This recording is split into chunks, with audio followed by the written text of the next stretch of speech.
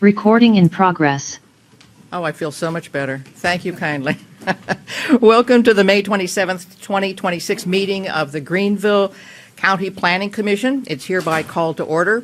In today's meeting, we will review rezoning applications, subdivision applications, and other items brought to us by staff. Unless the commission members have a question for the applicant, we will not be accepting additional public comment on the rezoning applications. The rezoning cases were presented at a public hearing, and that was the opportunity to hear public comments in favor of or in opposition to the rezoning cases. In today's meeting, the Commission will be making its recommendations on rezoning cases. Detailed information on each of these cases was provided to us in our electronic agenda package in advance of this meeting. Our recommendations will be forwarded then to County Council's Planning and Development Committee for consideration and decision. Anyone wishing to address the Commission in the subdivision matters should sign up to speak. Once again, you cannot address the Commission during this meeting. On rezoning requests, the official public hearing in these cases has already been held. Welcome, everybody. I'm so glad to see that we do have a full chamber here. And I do want to say that many people have said to me, my voice makes no difference at all. Your voice makes a huge difference. And I want to urge everyone to continue to come to the Planning Commission meetings, also go to County Council and many of the meetings that your lawmakers are all holding. One of the things I want to go ahead and do is introduce you to our staff, our crackerjack staff, I must say. They are basically the underpinnings, allow us to know exactly what the laws are so that we can go ahead and make decisions. Want to go ahead and get started? Introduce yourself, please. So I'm Todd Baxley. I'm one of the planners with our zoning administration staff. I'm Joshua Henderson. I'm the Deputy Planning Director and Zoning Administrator. I'm Draper Carlisle. I'm the Planning Director.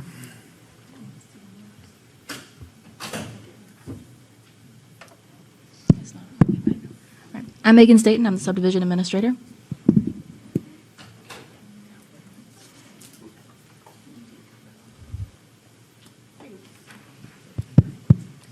I'm Angel Sheldon. I work for the Zoning Administration as one of the planners. I'm Julie Confer. I'm the Administrative Assistant for the Zoning and Planning Department. Very good. Thank you very much. Madam Chair, 1 second. Please. We do have another staff that's here with us. He actually just started last week. Oh, splendid. He's on his second week. His name is Lennon Murphy. So he's joining us today just to kind of see how the Planning Commission works and just get acclimated with things. So I just want to welcome him for being here. Welcome. We're glad to have you here. We need all the help we can get, huh? Very good. We're going to go ahead and get started. We have quite an agenda here for our last meeting of the Planning Commission. Let's go ahead, Todd, and get started with the rezoning request. Oh, excuse me. I need the invocation first. Sorry, I'm your vice chairman. Our chairman, Stephen Bickle, is not here today, so I'm your vice chair. My first and final appearance as the chairman. I'm going to ask Ken to go ahead and give us our invocation. Thank you. All right, let's pray. Dear Lord, we thank you for the opportunity to be here today and to do the people's business. I pray that you would give all of us up here wisdom. Help us to know what is the best course of action for each of the things that we need to vote upon. We thank you, Lord, for each of the folks that are here, and I pray that you would help not only the planning commissioners, but also the people of Greenville County to make this county the best possible place that it can be. In Jesus' name, amen. Amen. I need approval of the minutes of April 22nd, Planning Commission meeting. Do I have a motion to approve? I'll make a motion, we approve. Very good, Ms. Janelle. Do I have a second? Mr. Holland, we have a second. All in favor? Aye. Aye. Aye. Those opposed? No. Looks like unanimous. Okey doke.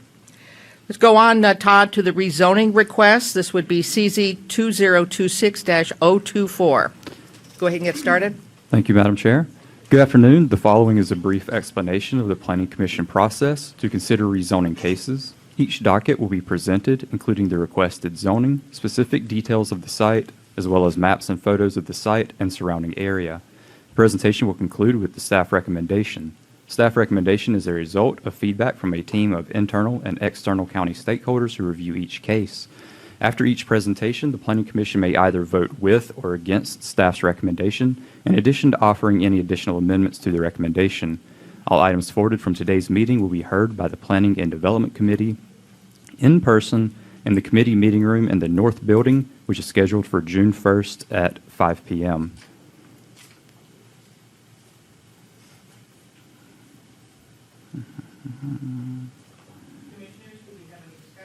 we have discussion, commissioners? Any questions?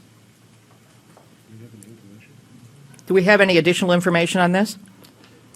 One moment, madam. I'm bringing up the Thank you. first docket for today.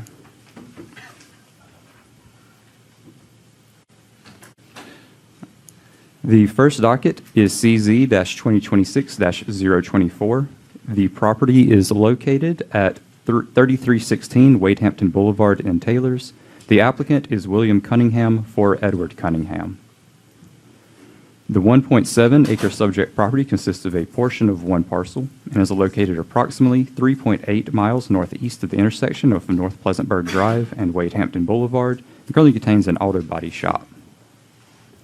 This is the zoning of the surrounding area. Subject property outlined and shaded here is zoned C2 Commercial District. The request is for S1 Services District. You can also see the surrounding property zones. The applicant states that the proposed land use is a special event facility with a food truck park. This is the subject site and photos showing the area surrounding the subject site.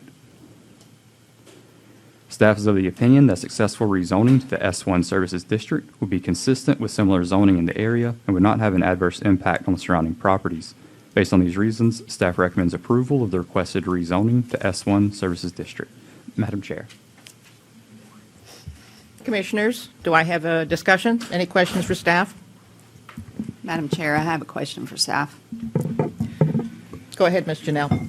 Are there any active code violations on this parcel? Not that I'm aware No, of.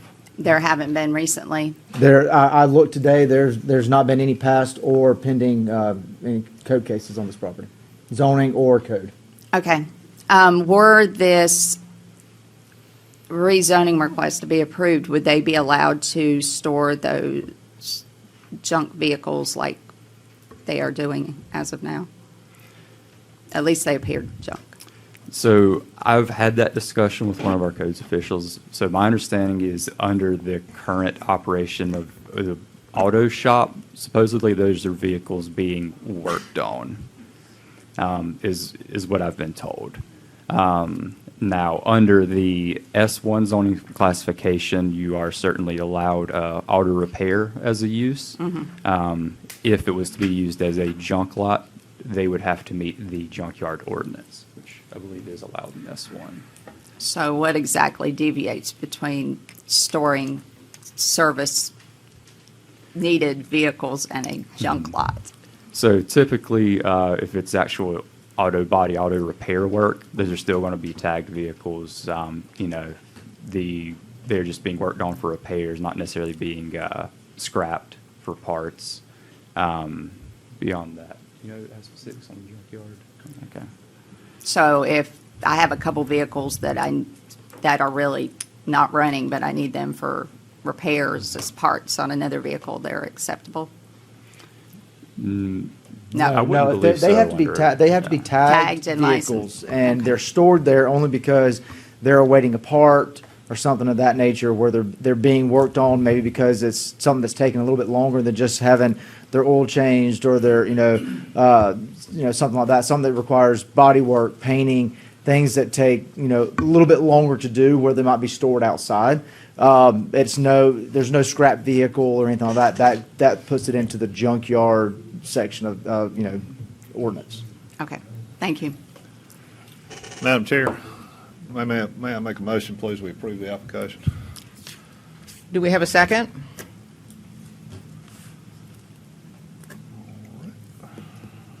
May I ask a question of staff, please? Go ahead, Mr. Hammond. Holland. You say these vehicles are supposed to be tagged, or are they tagged and insured also? I'm not sure that we have a requirement for that. Okay. Because if they're tagged, they should be insured. But we're not checking for that, we're just assuming that they are? That's not something that we would at least have an easy way to do. And that doesn't fall under the purview of zoning. That's code enforcement. Okay. Madam Chairman, I have a question for staff. Please, go ahead. A couple months ago, there was a Board of Zoning Appeals matter dealing with this property. Would that have any bearing whatsoever on our decision? So the Board of Zoning Appeals request, there are some existing structures which would not meet the setback requirements for the S1 district. So before the applicant could try to rezone, they had to receive those variances so that they would be in place. Council cannot approve a rezoning if it would create a nonconformity. So by having certain variances in place ahead of time, if the rezoning goes through, those take effect at the time of the rezoning, which basically prevents the continuation or expansion of a nonconforming use. And those were granted? Those were granted, yes. Okay. Thank you. We have a motion on the floor to accept staff's recommendation for approval. Do I have a second? Don't everybody jump in at once. I'll second. All those in favor? Aye. That's 2 in favor, and those against? The motion is defeated.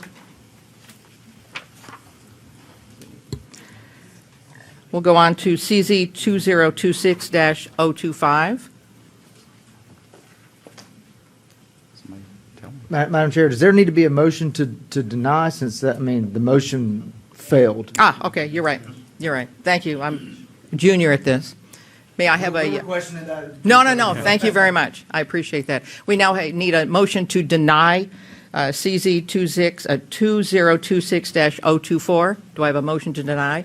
Madam, I'll make a motion to deny. Mr. Matasiewicz has made a motion to deny. Do I have a second? I'll second. Janelle, Ms. Phillips has a second. All those in favor of the motion to deny? 1, 2, 3, 4, 5.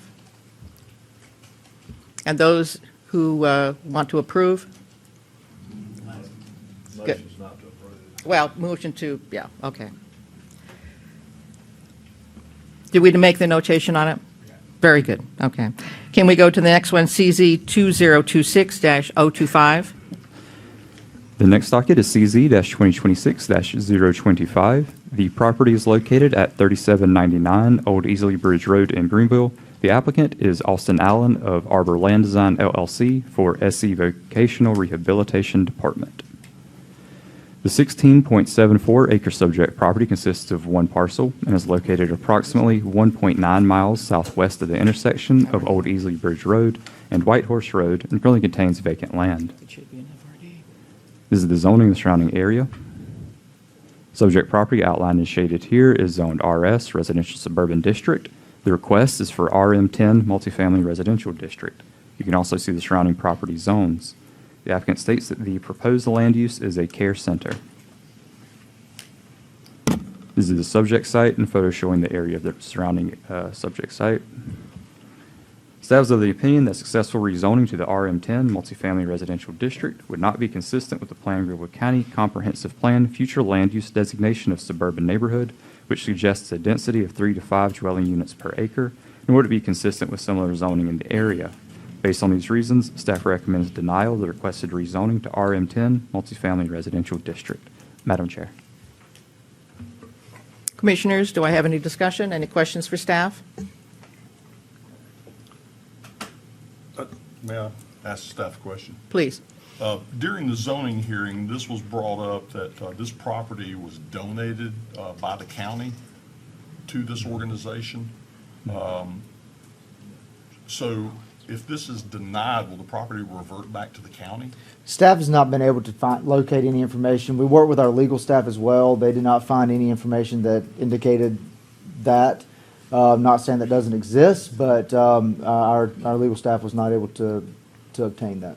And this was being used for the same type of facility before the fire. And the only reason we're here is because they didn't start reconstruction within 12 months? That's correct. I'd like to ask a question of staff as well. Why didn't this come in as an FRD? I know that one of the councilmen had a real question about the fact if we move it to an R-M10, that we really can't delineate exactly what could be built there. Why wasn't it brought in as an FRD?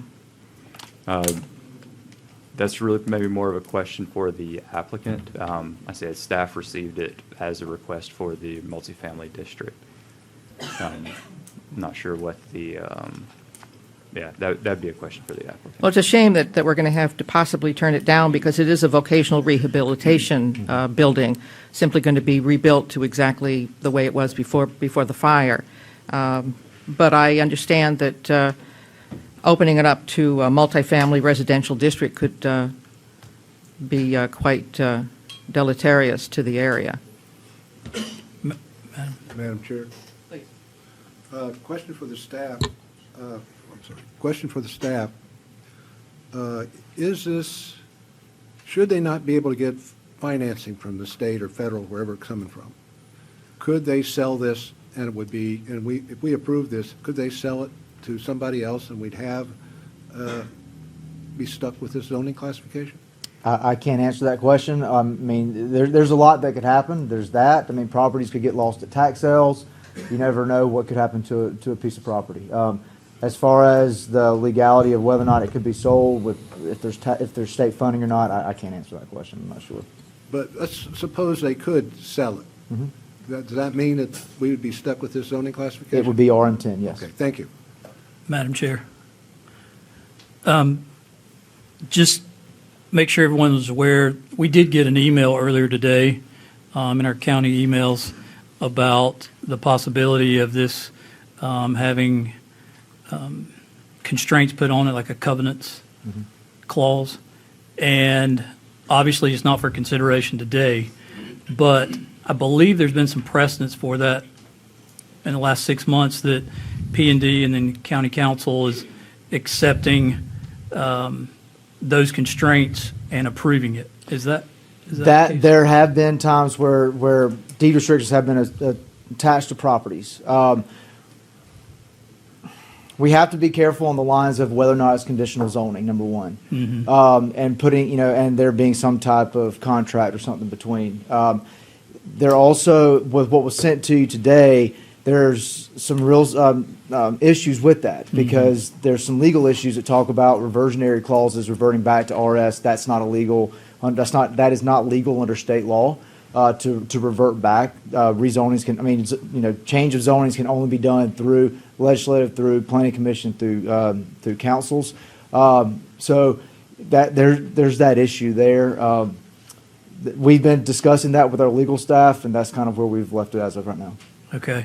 So for clarity, and also for anyone listening and those that are here, basically, if we deny this, it's going to go to the P&D, and they have to address it. They can either agree with us and deny it or move it forward in some fashion. That's correct. Okay. Or they could hold it. Yeah. Okay. Thank you. Madam Chair, you asked the question on FRD versus RM10. I see the applicant here, Mr. Allen. I'd love to ask Mr. Allen, if you can elaborate on that. To answer that question, we reached out to council a handful of times to discuss the application before we submitted it. We never received a response.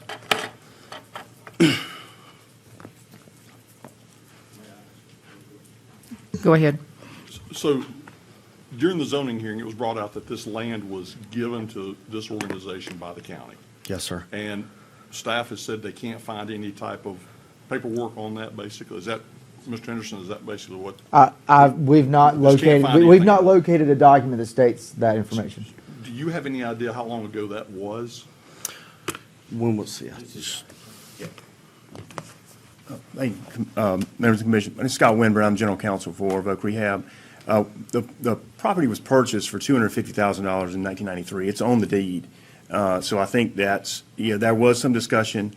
But if I may, really quickly, I did some. Yes. Let me stop you. You said the property was purchased. Now, by Voc. I thought during the zoning hearing it was given to your organization by the county. That's not true? That's not what we have. We have on the deed purchased for $250,000 by Vocational Rehabilitation, and that is the purchase price. So it was purchased. I think there was some discussion about some thought that it would revert back to the county.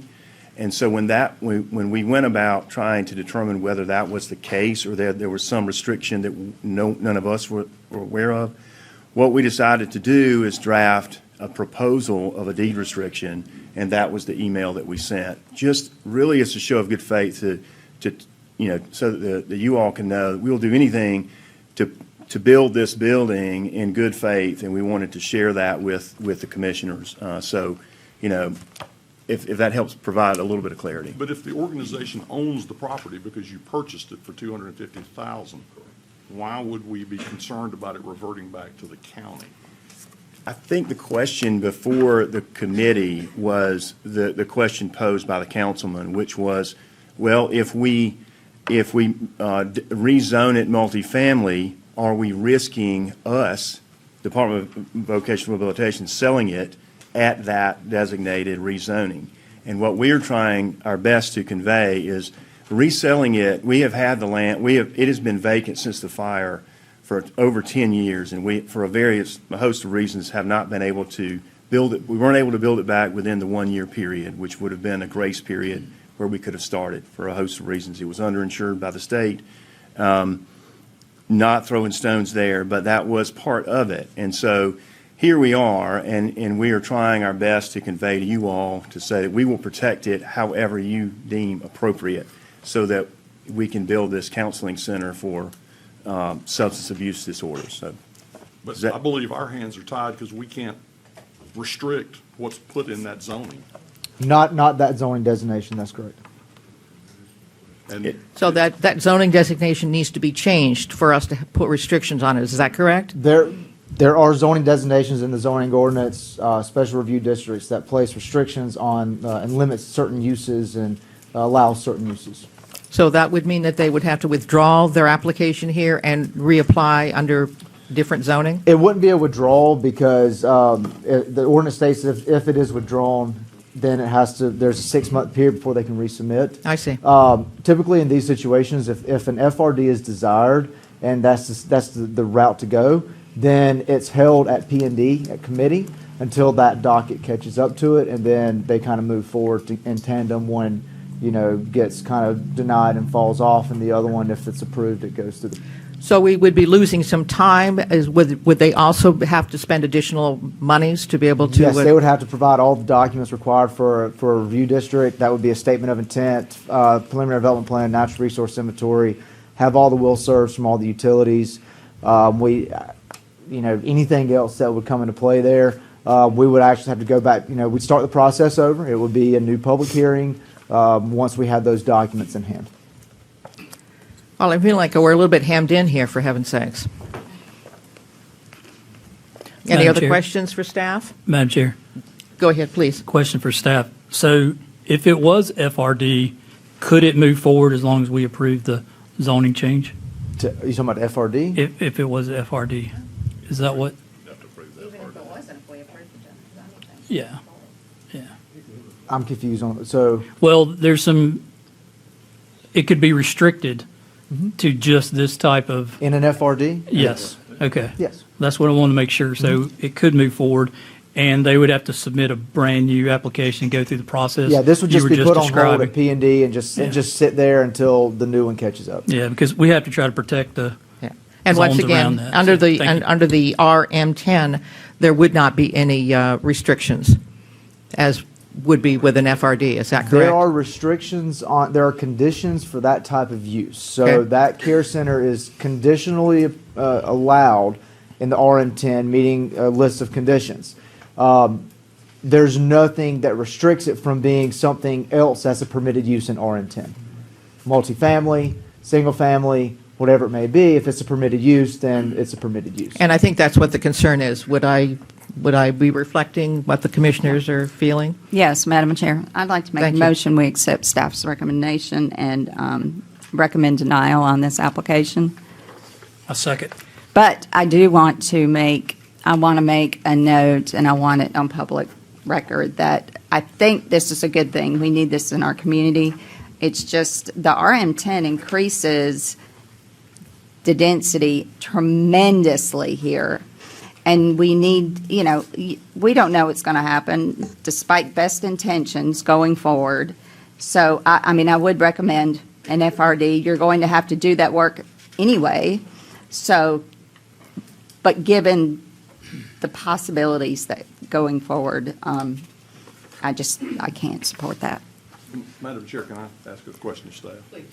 So if we vote to deny, Well, is there not an easier path for these folks so that they don't have to start all over again? Is there not some type of agreement that we could switch it to an FRD at this point, or any type of agreement? Not at To this hold point. up, to speed them along a little bit? No, Because I 'cause- agree with Ms. Phillips, this is a great thing. We don't have any of the plans, so they've got to be able to take the time to draft all the documents that's required according to the zoning ordinance for submitting an application to an FRD, And Josh, how much of a delay are we looking at? depending on how quickly they can turn it around. They could submit it out, if they had everything ready to submit tomorrow, then we would accept it for the next available public hearing. What, right, but they'd have to have a pre-submittal meeting with us 10 business days, but what I'm saying is like, it's just going to depend on how quickly all that information can be put together. And is the information far different than the information they originally had submitted for this zoning change? It'd be a lot more Yeah. comprehensive. Okey doke. Thank you. Madam Chair, may I ask a question as well? Please go ahead, Mr. Matasevic. If Can you- we deny, can we put a recommendation in so the council knows we would like to see this as FRD? Has that ever been done? I've never seen that. But I think. But could we make the recommendation that it be FRD in the future? We're denying it now, but we recommend that they consider FRD. Well, I think we would need an application for, of it being an FRD for you to make a recommendation for it to be an FRD. And we don't have that application. So you'd be making a recommendation on something that has not been legally advertised. But my point is getting the message out, we favor an FRD. Is there some way we can make that clear to council? Because if it just says denied, council members aren't necessarily going to be hearing everything that we say today. And we somehow get the message, we want to see this, but with a different way. I would say it's something we could bring up to the P&D committee. A lot of times they will ask us, what planning commission's thought process was during their meeting. And we could even put something on the slide like we have here where we've got planning commission recommendation. We could even put something on there. That way they see it as well. That's why I'd like to amend the motion to reflect that, if possible. Ms. Janelle, you want to go ahead and do a modification? Simply indicate, I'm sorry, Mr. Matasevic, sorry. Since I don't have the photos in the packet, can you go back and show us the photos? So the one that's labeled east, does anyone know what that is? It's the entrance to a REWA facility. Okay. Because it's near the river there. Okay. Madam Chair, back to the motion. I don't think that's something that needs to be in the motion, but it's something that I promise you we will include to let the P&D know where, your desires as far as a commission goes. But Very good, so long as it's expressed. Thank you We will. very much. Please restate your motion, Ms. Phillips. I make a motion, we recommend denial of this zoning application based on staff's recommendations and the unknown possibilities of increased density. With No, my second. comments on record. I second. All in favor? Aye. All opposed? The ayes have it. The next docket is CZ-2026-026. The property is located at 500 South Mountain View Road and O'Neill Road, North Highway 101 in Greer. The applicant is Austin Allen of Arbor Land Design LLC for Mark Long. The 1.17 acre subject property consists of one parcel and is located on the northwest corner of the intersection of South Mountain View Road and O'Neill Road and currently contains vacant land. This is the zoning of the surrounding area. Subject property outlined here is zoned POD, Planned Office District. The request is for C1 Commercial District. You can also see the surrounding property zones. The applicant states that the proposed land use is a coffee shop with drive-through. This is the subject site and photos showing the area surrounding the subject site. Staff is of the opinion that successful rezoning to the C1 Commercial District would not be consistent with the planned Greenville County Comprehensive Plan future land use designation of suburban neighborhood and could have an adverse impact on the surrounding area. Based on these reasons, staff recommends denial of the requested rezoning to C1 Commercial District. Madam Chair. Commissioners, any questions for staff? Would a neighborhood commercial type zoning be more adequate for this location? Based on the suburban neighborhood? Probably not. Maybe with restricted uses. That's why I said neighborhood commercial. Commercial does have a list of uses in the use table. Right. But They- you can also restrict certain things within that, that may be, more pertinent. And I suppose on that point, I know there has been a lot of opposition on this, and I know a lot of that opposition has been driven by traffic and lighting concerns. Oh, yeah. I can't imagine a drive in and out on that location to be adequately safe at this point. Right, so even under neighborhood commercial designation, if the use would still be one that attracts that traffic, I don't know that they would really overcome those oppositions. Okay. Any other comments from the commissioners? Any other questions? Do I have a motion? Madam Chairman. Mr. Matusiewicz, go ahead. I make a motion to deny the request for the zoning change. Do I have a second? I'll second. I have a second from Ms. Phillips. All in favor of supporting the denial, say aye. Aye. Aye. Those in favor of not, say no. Okay, very good. Thank you. Next rezoning docket is CZ-2026-027. The property is located at 107 Prospect Street in Greenville. The applicant is Harry Reynolds of Harvest Field LLC. The 0.29 acre subject property consists of a portion of one parcel and is located approximately 0.2 miles west of the intersection of South Washington Avenue and Old Piedmont Highway and currently contains a parking area. This is the zoning of the surrounding area. Subject property outlined and shaded here is zoned R7.5 Single Family Residential District. The request is for S1 Services District. You can also see the surrounding property zones. The applicant states that the proposed land use is the parking area. This is the subject site and photos showing the area surrounding the subject site. Staff is of the opinion that successful rezoning to the S1 Services District would be consistent with similar zoning in the area and would not have an adverse impact. Based on these reasons, staff recommends approval of the requested rezoning to S1 Services District.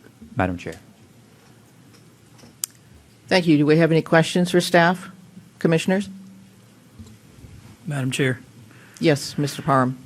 So this is going to be a parking lot is what the purpose is, right? Correct. Lighting, what is the requirement? Is there a plan to put lighting? Is it required here? So I don't believe lighting was planned. If lighting did go in, they would have to have a photometric analysis. Under the county requirements, you can't have more than what's called half of a foot candle at a shared property line with residential to try and prevent light pollution onto the residential properties. Yeah, I'm kind of dovetailing on the past docket. We talked about, light concerns for residents. So that was my concern. I didn't think there were lights in the parking lot in the pictures, but I didn't know if they would be required. They're not required. There's no requirements for them. Okay. All right. Thank you. And at this point right now, they would not be able to put in lights, is that correct, under the zoning, if we approve it this way? It depends. So they actually already have a permit for this work. So for the parking area that was built, I can't remember off the top of my head if lighting was included as part of that permit. I don't remember seeing it. Basically, what you're seeing in this subject photo is what was built and what is already out there. If they tried to come through with a new permit, well, I believe the lighting would still be permitted. It would just have to meet the requirements for it. Mr. Parham, does that satisfy you? Okey-doke. I need a motion. I'll make a motion, we accept staff's recommendations and approve this application. Janelle has a motion to approve staff's Second. and second from Mr. Matasiewicz. All those in favor? Aye. Aye. All those opposed? Very good. That concludes the rezoning dockets. If you will give us a moment, we will switch over for subdivision matters.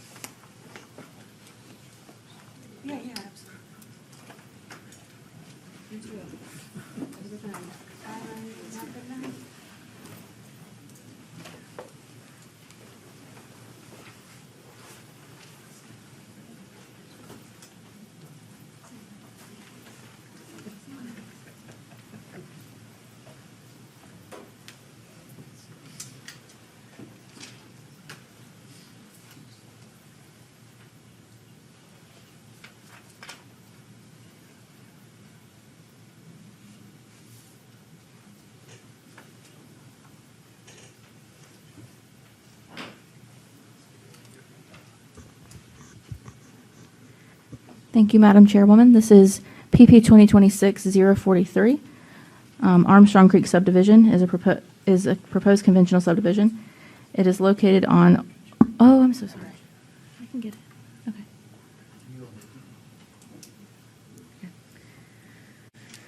It is located on Old White Horse Road, which is a state road. The applicant is requesting 91 lots on, or previously approved was 91 lots on 124.2 acres with a density of 0.73 units per acre. In that application, access was provided off of Old White Horse Road.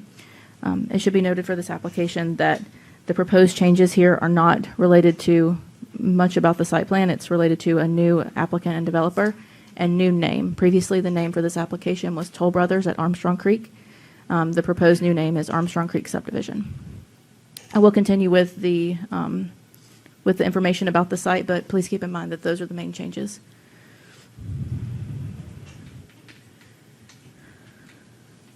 It's not changing. What's going on? Okay. Here is the site outlined in red.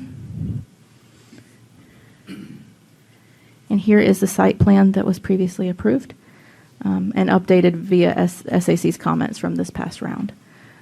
The project includes one ingress-egress point, one emergency access point, 3 internal roads, 1 cluster mailbox, 20-foot screening buffers around the perimeter of the site, 4 detention ponds, and 7,220 linear feet of public road.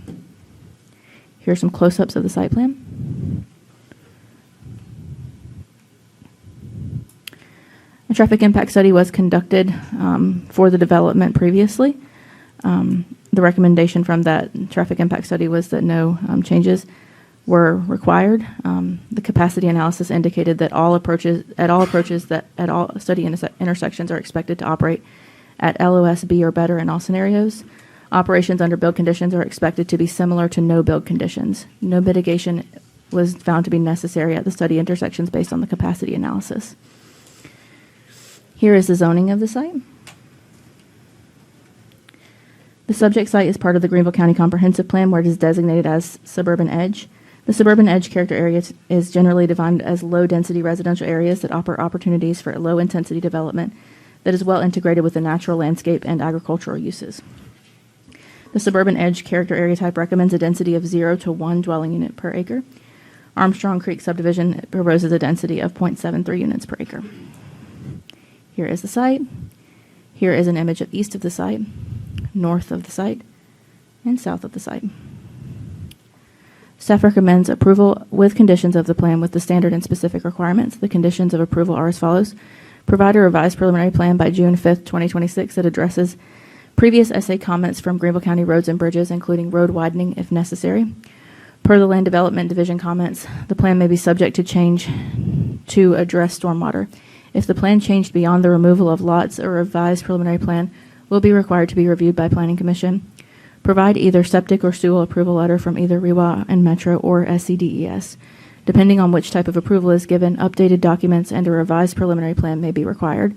If sewer is selected prior to land disturbance permitting, a signed sewer availability letter and a feasibility connection path to sewer will be required, with updated preliminary plan to show location of sewer lines and connections and easements.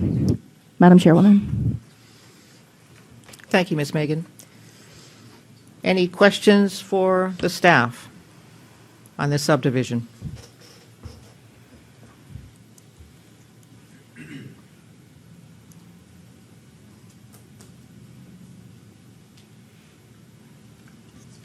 Madam Chairman. Mr. Matasiewicz, go ahead. So, Ms. Staton, just to be clear, there are some minor changes to the site plan? There are, most of them are requested SAC changes. Okay.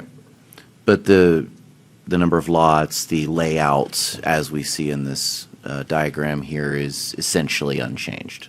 That's correct. Okay. And just so, maybe others feel the same way, but just so I'm clear then, the change of developer requires us to approve, I'm just a little fuzzy on the reason why we're here for this. Yes. So the ordinance does require a revision either at staff level or at Planning Commission level for the change of a name. That has to go either to SAC or all the way through to Planning Commission, depending on the condition that it was approved under. In this case, the developer was also changed, and since the developer's name was part of the title of the subdivision, to kind of make it appropriate and proper, and because the minutes actually mention discussion of Toll Brothers' work in relation to the approval of the subdivision, I felt it best, just from my determination, for it to come to Planning Commission so that you were, and everyone, the public too, fully aware that the developer had changed. Thank you. Mr. Moore? Just sort of, maybe I'm a little dense today, but what exactly are we approving? Are we approving the entire subdivision, or are we approving a name change? You're reviewing the revision to the name and developer change. Only the revisions. We cannot judge what was already approved. Is that what I There hear? is already an approval, but it would be, if you say you were to deny this application tonight, what you would find is that you would have the same subdivision, but it would have the name of Toll Brothers on it. The reason I asked the question is when I look at, what's the name of it, Holly Bush Road and Old Whitehorse Road, that intersection would not meet the requirements if it was in the LDR, in the subdivision, because of the angle. It's just very obtuse or acute, depending on how you look at it, angle, such if you wanted to turn right out of there, you would have to go across both lanes, and if there's a truck, you'd have to back up and do it again. Very unsafe situation. Now, I know it was approved in the past. That's the reason for my question. Because if we're approving the whole thing, I might have a different view of how I approach it. That's an unsafe interest of Whitehorse Road. The traffic study does not address it. Doesn't say a thing about it. And the other point of it is the road's about 10 or 11 feet wide, grass growing up through it.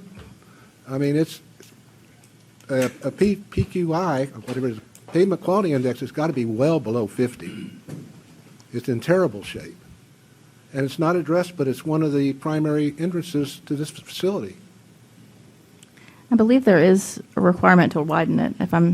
I could be wrong, but I believe widening it is part of their requirements. Well, Mr. Moore is correct. Whitehorse Road is an extremely busy thoroughfare up in Berea. And that angle is,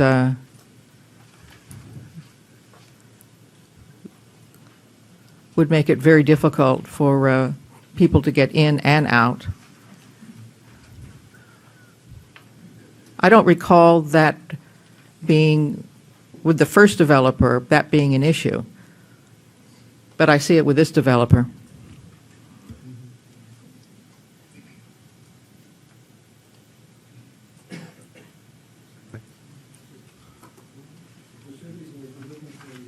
It's specifically, the LDR is 5.2.6 describes that type of connection as not being acceptable. And I view this as part of the subdivision and therefore may not be acceptable. So SCDOT actually did add comments. Their original review of this through SAC, they had not had a chance to review it at that point from the first application. From this SAC, they have additional comments that will need to be addressed prior to the encroachment permit. That was included in the staff report on page 7.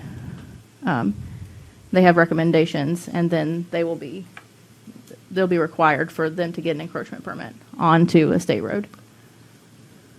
Madam Chair, I assume the applicant is present. Maybe they could come forward and answer some questions regarding that.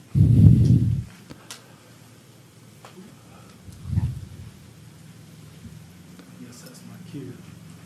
Madam Chair, Commissioners, I'm Jack Reel with G3 Engineering and Surveying. Can you give us her representing- address as well? Ma'am, office address, I'm not 100% sure, it's downtown Greenville, G3 Engineering and Surveying. Fair enough. So to answer your question, I am new to this company and new to this process. And so what I am going to present to you right now is based on my review of the records and our conversation internal to the staff with G3 that was involved in this in the beginning. So those two access points have always been identified to serve this development. There's always been an understanding there may be certain upgrades made to the Holly Bush Road. And the DOT is going to, as part of the driveway application, enforce any sort of safety, intersection improvements, sight distance, all those things that need to be addressed. But those, to answer a previous question as well, there were slight modifications to the layout, mostly to do with roads and topography and sort of repositioning a few lots that I think better captured the intent of what we wanted to do here on stormwater. Of course, the plan is also being resubmitted by a new applicant, which we're also working for. So we respectfully asked approval of the updated plan according to, and I don't know if it was mentioned before or not, but Armstrong came through, was conditionally approved on August 27th, 25. So this is just an update to that for all the reasons that the Cracker Jack staff presented to you. Any other questions? I'll be more than happy to answer as best I can. Madam Chair, might I ask, I have a couple questions. Please go ahead, Ms. Phillips. Did you do any more research into whether or not you would be using septic or sewer? We are presenting to you tonight that this is a septic subdivision. Back in, I've got a little bit of information here. Magnolia Estates, I think, came before this board on January 28th. The minutes reflect that there was another project for Magnolia Estates. I think Paul Harrison was representing that project. There was question about whether it was going to be septic. It was presented to the board that septic's under the purview of the state and not a Metro call. I know the first time this thing came through, we did not have the Metro letter. We have it. No disrespect to our friends at Metro. This force main is relatively, to tie to the location they're asking us to, is relatively 8,600 feet. We're looking at, in my professional opinion, over $1.6 million to extend sewer infrastructure. So what we are here asking for today is approval on the basis of the precedent that was set and because our client has asked us to move forward with septic suitability. And we ask that Greenville County consider that approval.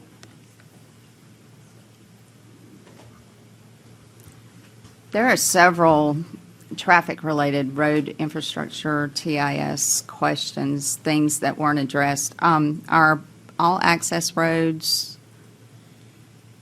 currently state roads? I didn't take the time to look. I'm sorry. Let me check the staff report. Holly Bush is a county road.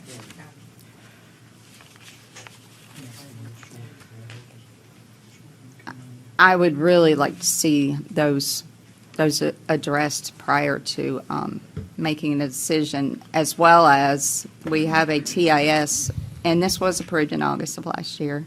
I read the minutes, but we have a TIS from then, which is technically valid. But we also know that we've had other subdivisions approved now, and we're looking at a new subdivision. And does it kind of put some, burden on the new applicant? Yes, but we really need to look out for those kind of things, I think, and be proactive about it.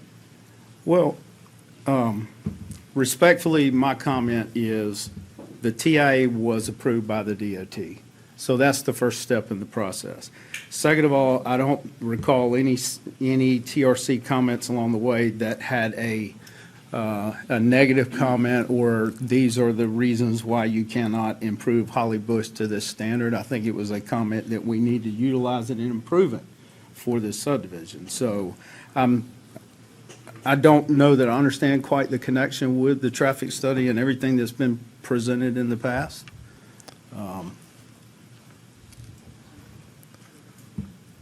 The project's got to be committed through, reviewed through final design to the DOT and the county. So, Madam Chair, may I ask a question? All right, so we've got a valid traffic impact analysis of record. SCDOT has looked at it because White Horse Road is a state road. The county's reviewed it because Holly Bush is a county road. They've recommended what they've recommended. This is a preliminary plat application. If something changes where DOT says you need to improve the intersection, then the applicant's not going to get his encroachment permit until he does what DOT says DOT wants, and the county's the same way. As I understand it as well, this is only before us for one reason, is the applicant changed. That's it. That's the only reason we're looking at this again. So if this commission feels the need to play, again, traffic engineer experts, which none of us are, and to invalidate a valid traffic impact analysis, and the only reason we're looking at this, again, is the developer changed names. And by the way, there's no one here in opposition to this application. Not a single person signed up in opposition to it. So if y'all want to play traffic engineers, go right ahead. It's not like a great way to get the county sued. Madam Chair. Go ahead, Mr. Parham. Question for staff. So the traffic study is about a year old. How long are those valid for? So the traffic counts are valid for a year. Okay, so I believe it was dated June, if I remember Right. correctly. And we based it on application deadline time. So Okay. if at the deadline it's less than a year, then it's still valid. Okay. Yeah, my question was somewhat related to questions earlier about, there's been other subdivisions approved since then, but it's still valid is the bottom line. That's right. Okay. All right, thank you. I'm sorry. I have one more Go ahead, Ms. misstatement. Phillips. The conditions, the 3 conditions that are listed in our packet, are those what staff is recommending? Those are essentially what was previously Right. tacked on to the previous approval. There is a slight change, and I can point it out to you. It's related to further discussions we've had about situations when there's concern about septic, such as if, for example, we have a note that REWA or Metro would prefer to have septic on or sewer on that site rather than septic. Previously, it did not say or DES. So if you read number 3, that first sentence did not previously say or DES, I believe. So we've updated that to include them since they are the permitting agency. Madam Chair, Mr. Matasiewicz, go ahead. may I make a motion? Please make a motion.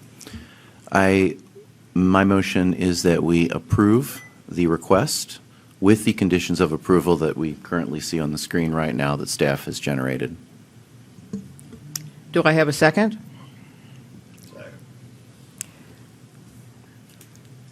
All in favor? Aye. Aye. All opposed? And the measure passes. Thank you.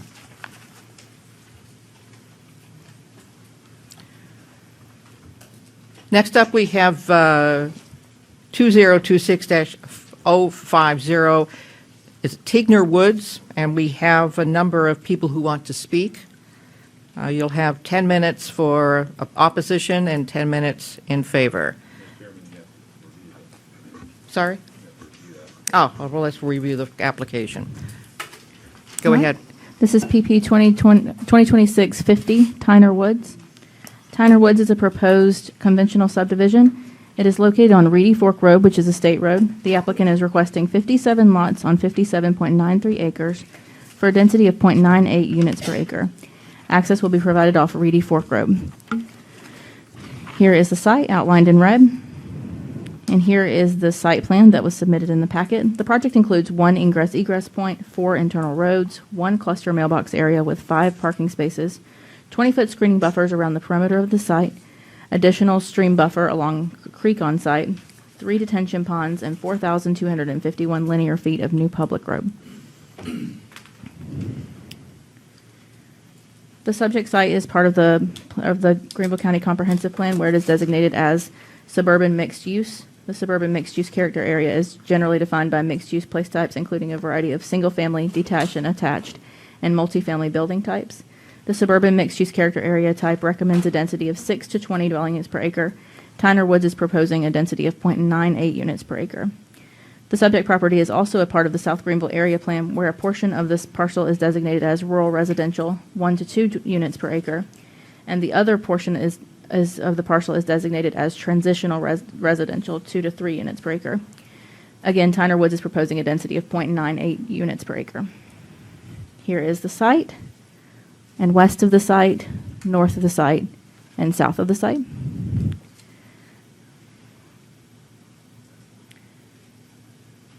A variance VAR 2026-103 was submitted to address the secondary access requirement per LDR 8.8.1A, which requires a secondary access when 30 lots are present.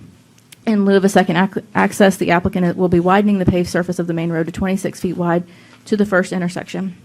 According to the applicant, there's not enough road frontage for an additional access on Reedy Fork Road. Let's see. This variance was submitted due to an SAC comment stating that a variance was needed. Due to a submittal area error, it did not go to SAC for review this past month. In considering this variance, Planning Commission will need to determine whether to hold the application for this variance request to be reviewed by SAC at its next meeting, send this variance request back to SAC for comments as a condition of approval, or handle the concern in some other way. Staff recommends approval with conditions of the plan and variance request with the standard and specific requirements. The conditions of approval are as follows. 1, provide a revised preliminary plan by June 5th, 2026, addressing the following items. A, show appropriate, no raised crosswalks or speed humps, traffic calming on any street over 1,000 feet in length. B, show fire hydrant at the entrance to subdivision and revised to show them at no more than 500 feet apart. C, show an approved apparatus turnaround when access roads are more than 150 feet per Appendix D of IFC 2021. 2, provide an updated signed form from both REWA and Metro. 3, provide either septic or sewer approval letter from either REWA or Metro or SCDES. Depending on which type of approval is given, updated documents and a revised preliminary plan may be required. If sewer is selected prior to land disturbance permitting, a signed sewer availability letter and a feasibility connection path to sewer will be required with updated preliminary plan to show location of sewer lines and connections/easements. Chairwoman. Thank you, Ms. Megan. And we have people who have signed up to go ahead and speak. Let's first ask if the commissioners have any questions. Not at this point right now. We have in opposition John Jennings. Would you step forward? Good afternoon. How y'all doing? Good. I need your name and address, and we'll have 10 minutes of opposition and 10 minutes in favor. Go ahead. Yes, ma'am. My name is John R. Jennings. I live at 106 Mamie Black Road, Pelzer, South Carolina. I do have some handouts. Could I give them out? Sure. Here you go. Thank you. I am currently a South Greenville Fire Department Fire Commissioner, and I will be, if this is approved, a commissioner for the subdivision, Tigner Woods. Prior to serving as a fire commissioner, I served in the United States Marine Corps for 30 years. I grew up in the South Greenville Fire District, as my parents and my grandparents. That would make me a generational taxpayer.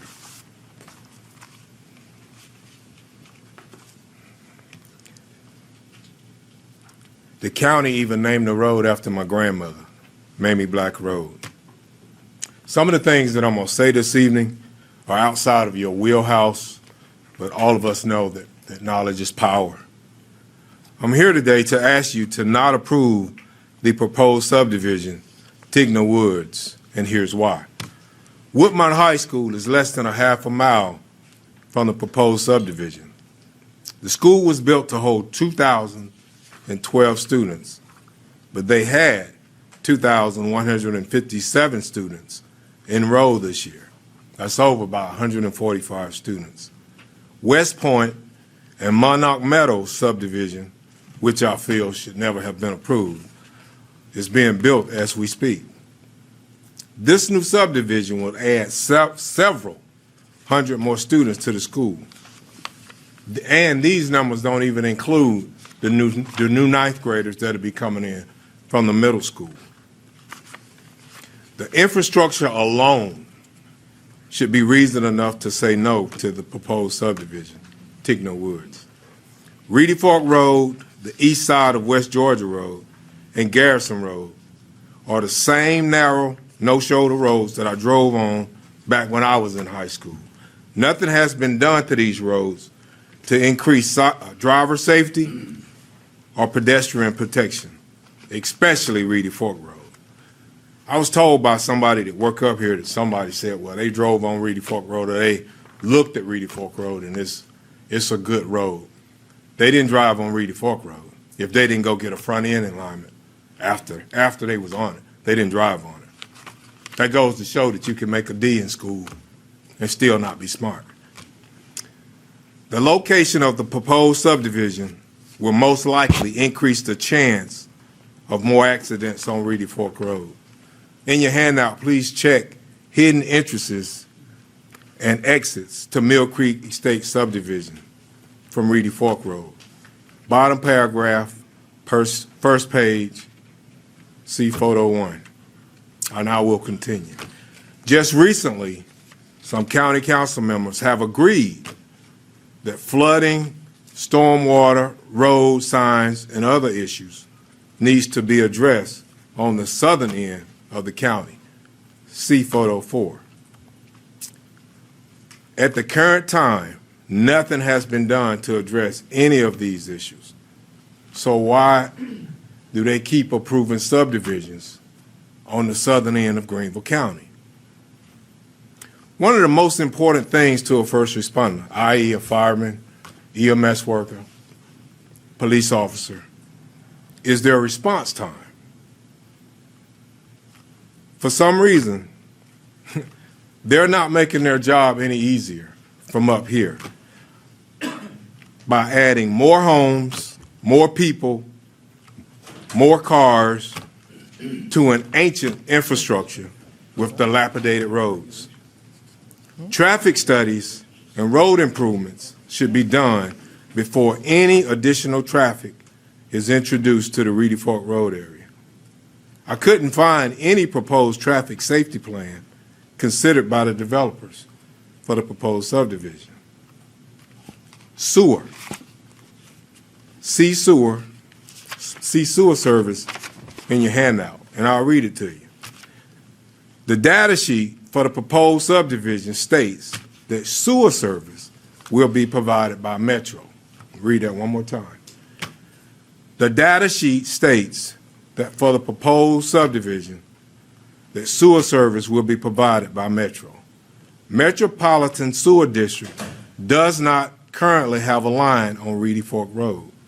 The only sewer line on Reedy Fork Road is dedicated line that was paid for by Greenville County Schools with taxpayer dollars. It's sized and built to serve just the needs of Woodmont High School. Both Reedy Lake and Kingsfield subdivisions sought to utilize that line, but they were both denied access to use that line because of lack of capacity. Both of these subdivisions are on septic. Clarification of Metro sewer service for proposed subdivision is needed. Most of your generational taxpayers are on well and septic tanks. If you continue to allow developers to build in areas where nothing has been done to the infrastructure, i.e. sewer, water lines, stormwater, flooding, some of your taxpayers are going to have contaminated wells and flooded septic systems. In fact, I've met some of them already. Every empty field or forest is not meant to be a subdivision. My experience with developers is they could care less about the people that their projects are going to affect. All they want to do is get it approved, complete their project, get paid, and move on to the next project. That's what they do. About 3 weeks ago, my fireman ran a call on Highway 25. We know it's been needing lights for years. I know I'm talking a lot about the infrastructure because it's poor where I live. They ran a call. A guy had got hit by a truck, an 18-wheeler, killed him, got stuck up in the back axle. Took him a while to get him out, peel him out, cut him out, really. The police officer that was in that area, he said, I just saw that guy. And I pulled over and I told him, I almost hit you. I couldn't see you. You need to get home. Well, before he got home, the truck driver hit him and said, I couldn't see him either. These problems don't get addressed. We keep voting for people that's friends with developers and realtors, and they put them in, they appoint them to commission. We do this all the time. If we keep putting people like that in office, we're going to deal with this because their issues are not the infrastructure. They could care less. Planning Commission, I'm asking you to consider the people, the taxpayers, who doesn't have the money nor the time to keep coming up here to rub shoulders with the powers that be, to gain an edge like developers do. We're just common folks trying to protect our way of living.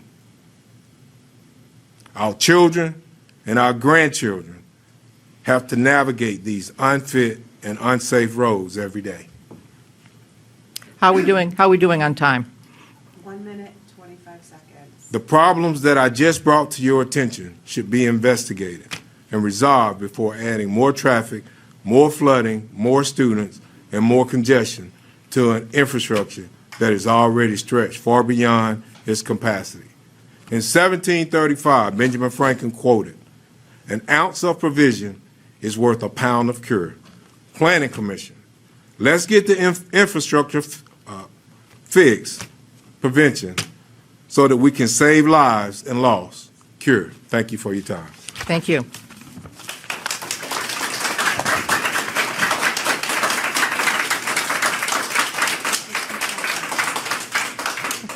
And how much time do we have left? 52 seconds. 52 seconds. Madam Chair, I believe you do have in the bylaws, you have the right to add more time. Very good. So I'll extend some more time. Eugene Boardwick? Hold on a second. Why are we extending time? I beg your pardon? Why are we extending time? I've got three additional people that want to speak. Because the first speaker took almost entirely the amount of time, I don't recall us extending time in the past when one speaker's taken Well, I more would than hate, their share. I would hate to shut down three That- additional individuals. Tell me the last time we extended time. How about right now? Tell me the last time before now. So what would you want to say to these three individuals? Not our problem that one speaker took almost the entire amount of time. They can raise their hands if they're against it. But if we're gonna, why haven't we done that at every meeting where there've been people that didn't get a chance to speak? Madam Chair, I'll call point of order, and we can vote on whether or not we would like, as a body, to allow the additional speakers. Thank you, Ms. Phillips. We have a point of order to allow additional time for the additional speakers. Do I need to make a motion for that? Make a motion, please. There needs to be a set time. The bylaws read, and I quote, speaking, excuse me, I'm sorry. Speaking time shall be 10 minutes in favor and 10 minutes in opposition unless otherwise set or limited at the discretion of the chair.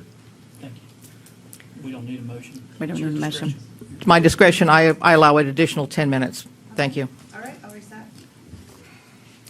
So, Mr. Eugene Borwick? Yes, ma'am. Thank you. I just wanted to point out some discrepancy on his document that's up here. I mean, I think they're setting apart 16 to 14 acres, and it says it's 57 acres, and they want to put 57 homes. According to the tax roll, it's only 52.1 acres as an estimate. So I just want you to look at those kind of different discrepancies that are going on in his map. And with all the wet zone and flood zone that's in there, and you still want to put 57 homes. And at the top corner, it also says total area, 57 acres. Number of lots, 57 single detached homes. And it says 0.98 per acre. How do you, if it's 57 acres and it's 0.98, I don't see how the math works out. So I just wanted to bring that to your attention. And Thank take a you very look at much. it. All right, thank you. Very good. Next speaker would be Kevin Anilone. Sorry, That's okay. thank you. How about just Kevin? Thank you. Thank you for your time. You bet. If you have the floodplain, I'd like to bring up. My name is Kevin Anzalone. And please give me address too. I've been building a house at 132 Tally Scott Road, which is an adjacent property to the subject property. And I've been there for 3 years, and I've seen some things that are not captured in these plans. The flood zone is impacted by Huff Creek Dam number 4 is not well understood. In my time here, encompassing Helene has exposed a lot of shortcomings that the Soil and Water Commission have been managing very well. We have Kirsten, who just went out. I don't know if you guys know her. And now it's Ron, who's managing these dams. Now, these dams are the runoff of South Greenville County, and they're managed by hand on a valve. Those are only done with the forthcoming and the knowledge of the Weather Service.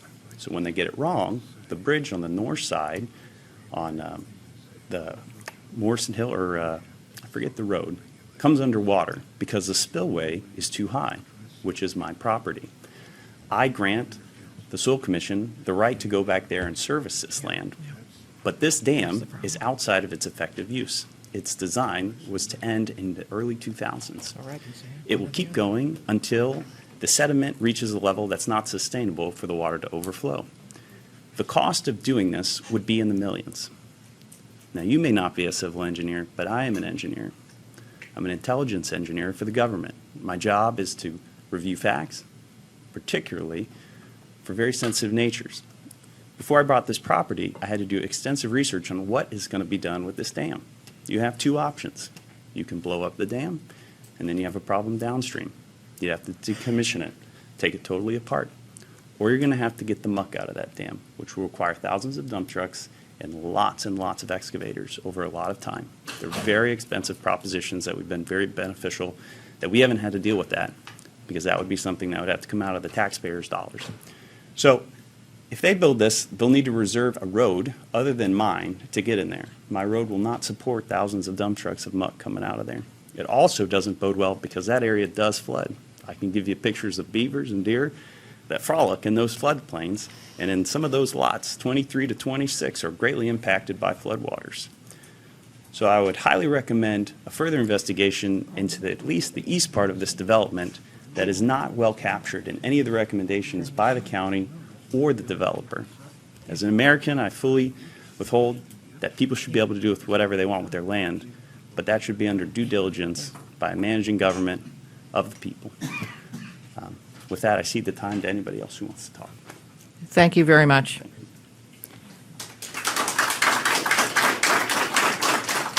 Our next speaker, how much time do we have left? 7 minutes, 3 seconds. Very good. Okay. Kirsten Porter, is it? Stransky. Very good. Thank you, Kirsten. Thank you, ma'am. You bet. My name is Kirsten Porter Stransky, 104 Ringe Road. Thank you. I've prepared some comments. I strongly and respectfully request that you oppose this planning committee for this proposed subdivision for the 4 reasons I'm going to give you. The first is adverse impact to our current area's property values, both small farms and neighborhood homes, and the well-being of those of us that are currently living in the area. Homes near established green spaces, especially natural forested areas, tend to produce higher property values, and as an expert in lifestyle medicine, I can attest that scientific research shows the positive impact of quiet, preserved green space on both physical and mental health. Why would you choose this location, which would likely depress the neighboring property values and remove a vital reason why folks like me and my family specifically chose to live in a more rural setting, rather than in central Simpsonville or the city limits of Greenville? My second point, there's an overabundance of new subdivisions in the Reedy Fork area. There are 4 empty lots that have sat for over 5 years in the Reedy Lake neighborhood, which directly abuts the Tiger Woods proposed neighborhood. Why would you need 57 additional homes? There's a new neighborhood that's already building next to Woodmont High School that has many, many unsold homes. There's already been an approved subdivision just south of Woodmont High School, which also is cutting down trees and building on fields on both sides of the road. There's additionally another few hundred directly across from Augusta. These homes are not being sold. These lots are empty. Why would you take down a forest when we don't need any more homes in that area? Third, lack of infrastructure. As others have already more eloquently said, there is a dearth of adequate infrastructure in the area. Reedy Fork and connecting Blakely to Augusta area, those roads are already in shambles and in desperate need of repaving. The traffic for Woodmont High School already backs up through both traffic lights, causing congestion for those of us that live there and have to commute through there on a daily basis. It's dangerous for children that I see walking to schools with no sidewalks in that area, and additionally the frequent bikers and the bicycle groups that ride up and down Reedy Fork. Fourthly, there would be adverse environmental impact. This tract of land hosts magnificent trees that are hundreds of years old and cannot be regrown in a timely manner. The bordering neighborhood the bordering neighborhood, Reedy Lake, withstood less damage than many other parts of Greenville and even in the Reedy Fork area during Hurricane Helene because of that forest and the sloping of it that goes down to that floodplain. It was able to effectively block or filter through much of the wind and help filter the rainwater, which allowed us to have lesser damage in Hurricane Helene. Of course, there was still some damage, but taking down these important natural forested areas will hurt not only the homes and the poor souls that live in this area, but also the neighboring areas.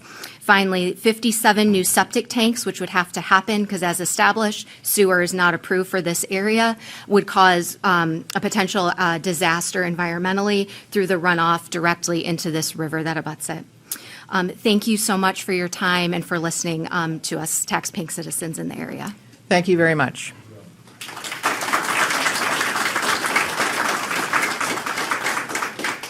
Okey doke, we have 2 people who want to speak in favor. Kevin Tumblin.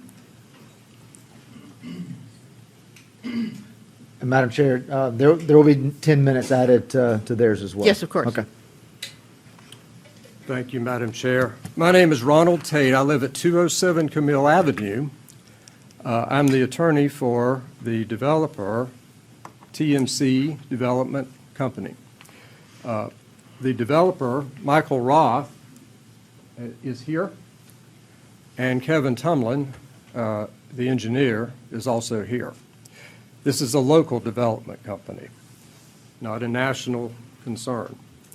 So our proposed project is on a site that's currently zoned as RS, and it requires 25,000 square foot parcels. Mr. Tumlin has designed 57 total lots on 58 acres, and that indeed is shown as the calculated acreage on the county's website. And it's on Reedy Fork Road, as you've heard. This is in District 28. The preliminary design, of course, is just that. It's a preliminary plat. And the issues that have been raised here in opposition, of course, those will be resolved in the design phase. The surrounding area consists of 2 residential subdivisions, one to the north and one to the south. The staff required a traffic study. One has not been done yet, but this is a state DOT road, and the developer will follow whatever DOT requires for the construction along a state road. The staff also, of course, as was pointed out, required a variance for secondary access, and the engineer has addressed that in a letter from last month. Requested a variance to widen the paved surface to 26 feet wide. So, we don't see that as being a showstopper. In fact, that issue was raised at the SAC meeting.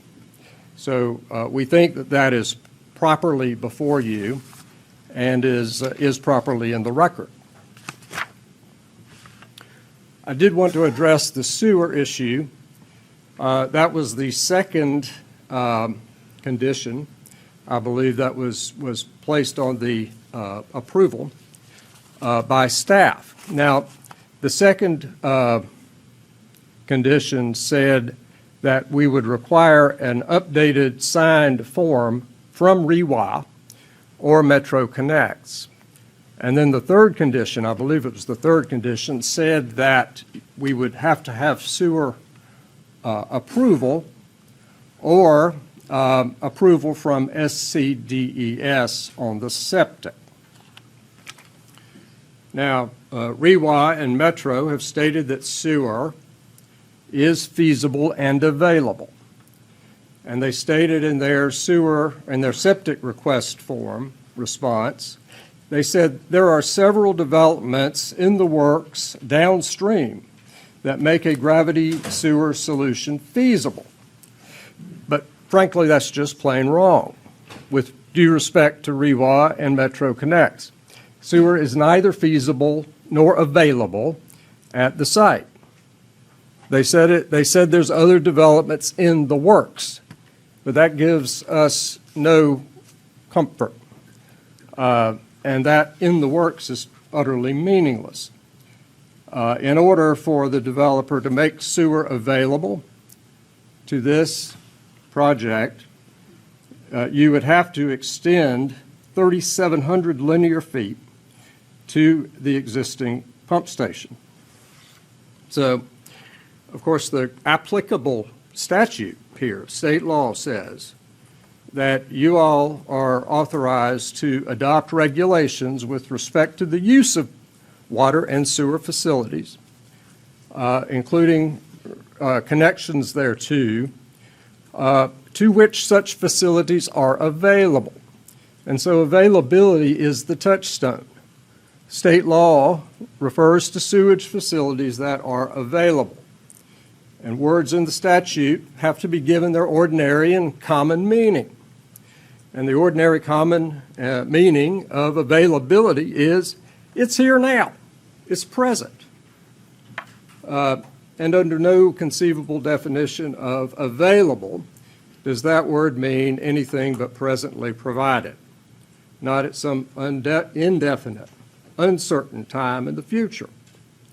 In fact, we could not connect that neighborhood to any sewer main that presently exists. It's 3,700 feet away and would probably cost perhaps $1 million to make the connection. So REWA's internal definition of availability, the one that they act on when they fill out these forms, is it's available if it's compatible with their plans. But that position is totally indefensible, and it's inconsistent with state law, and it's inconsistent with the LDRs, because the LDRs are supposed to provide that a developer is required to provide sewer in accordance with the standards of the appropriate sewer provider. Unless it's documented, that sewer service is not available. And here it's just not. So, all that said, according to your precedent, state law preempts the local regulation on this issue.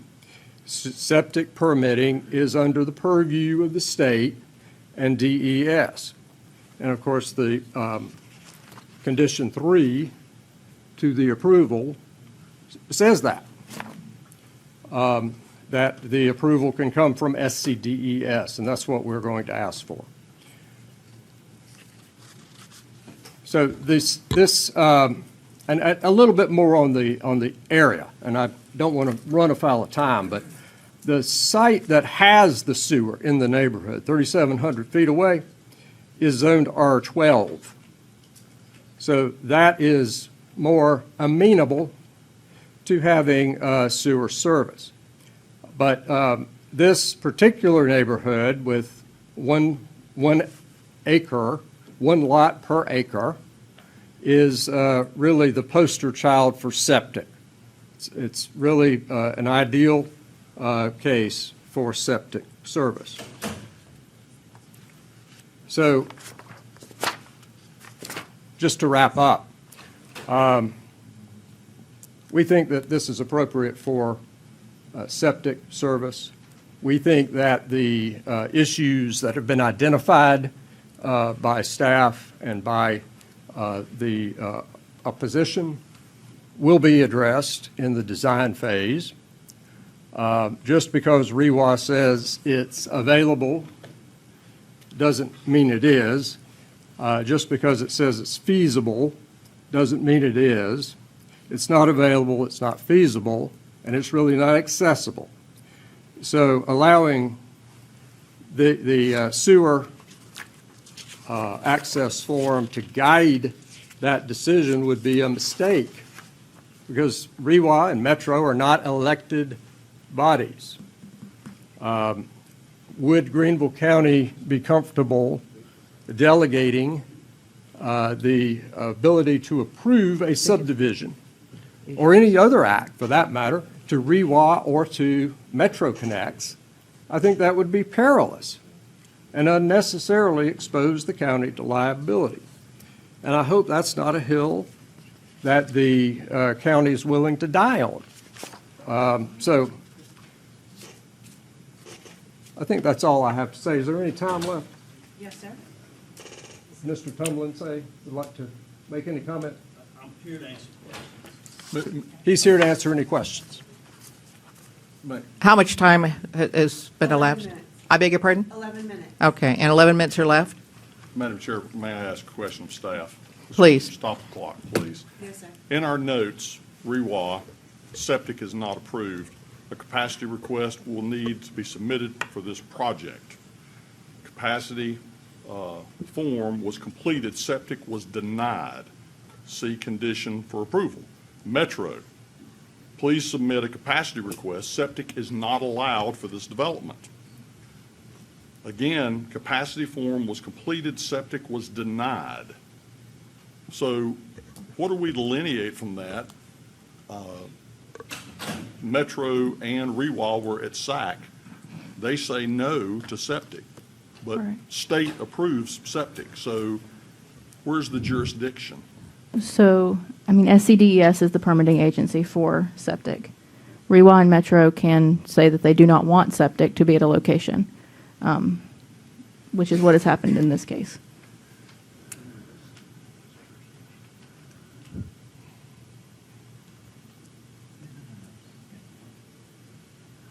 And it's our position, sir, that the they don't have the ability or the right to do your job. It's your job. Well, I understand what you're saying, Yes, but sir. this is the information we've been given. Yes, sir. And just because the REWA and Metro say we don't approve, Right. Doesn't mean that's the end-all be-all, because the state is involved in sewer. Yes, sir. Right. That's my understanding as well. Madam Chair, or are you, I didn't know, if John, you finished? Yes. Chair recognizes Mr. Parham. So it really sounds like your argument is, and really this is just a statement, it's not really a question, but it really sounds like the argument is, well, economically, it costs too much to run 37,000 feet, so we want to choose to put in a sewer. And that, to me, sounds like, a septic, I'm sorry. So that really doesn't hold any water. It just sounds like it's full of something else to me. Well, sir, I appreciate the comment, but it's, as a matter of fact, the sewer line is not accessible without crossing other properties, without requiring us to get an easement. State law doesn't allow that. State law says we can't be required as a developer to cross other people's property. And that would be necessary if we were to go that 3,700 feet and connect to the sewer.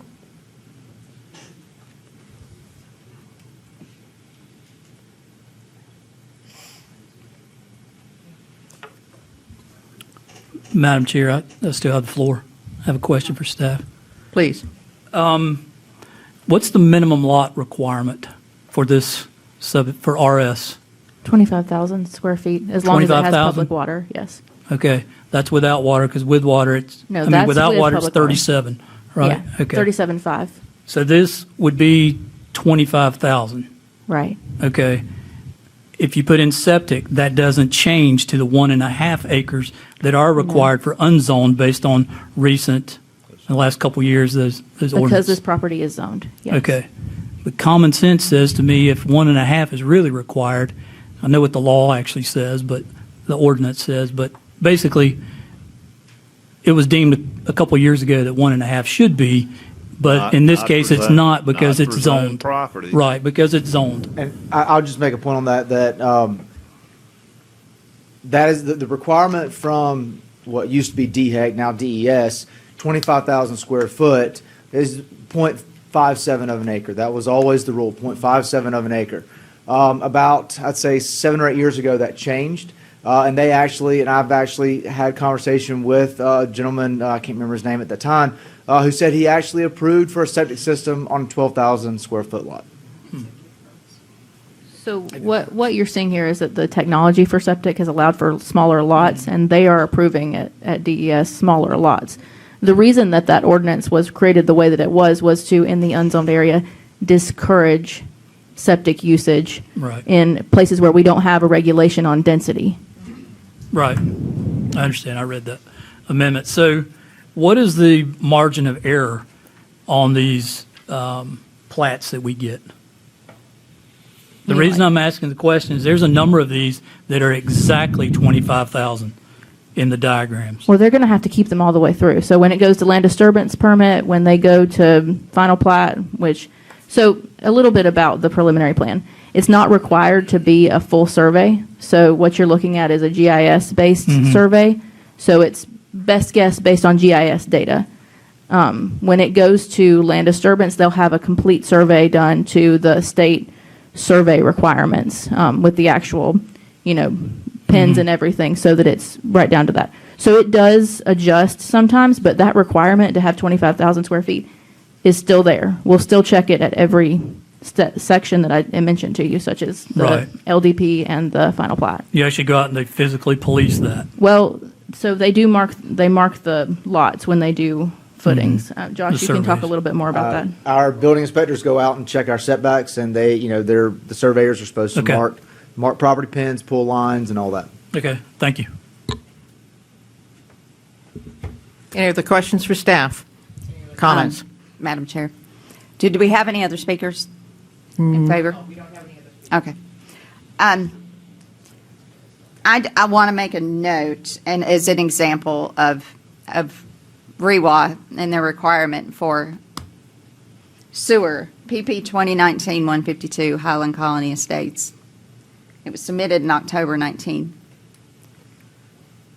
It was held because REWA insisted they connect to a nearby extension.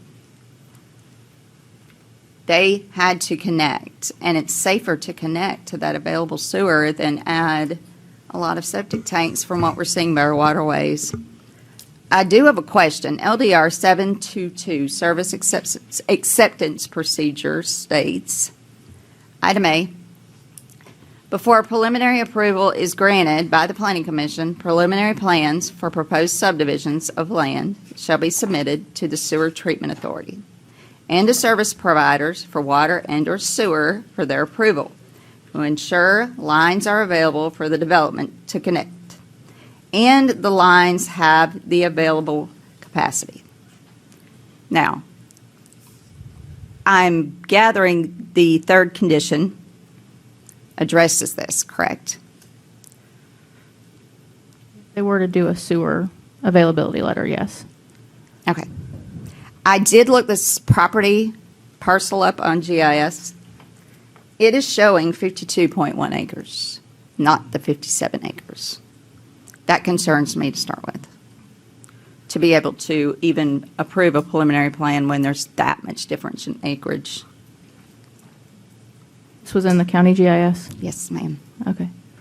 It can be off. It has been in the past. Yeah, sometimes it is just a minor amount, but this is a pretty big gap. I think maybe.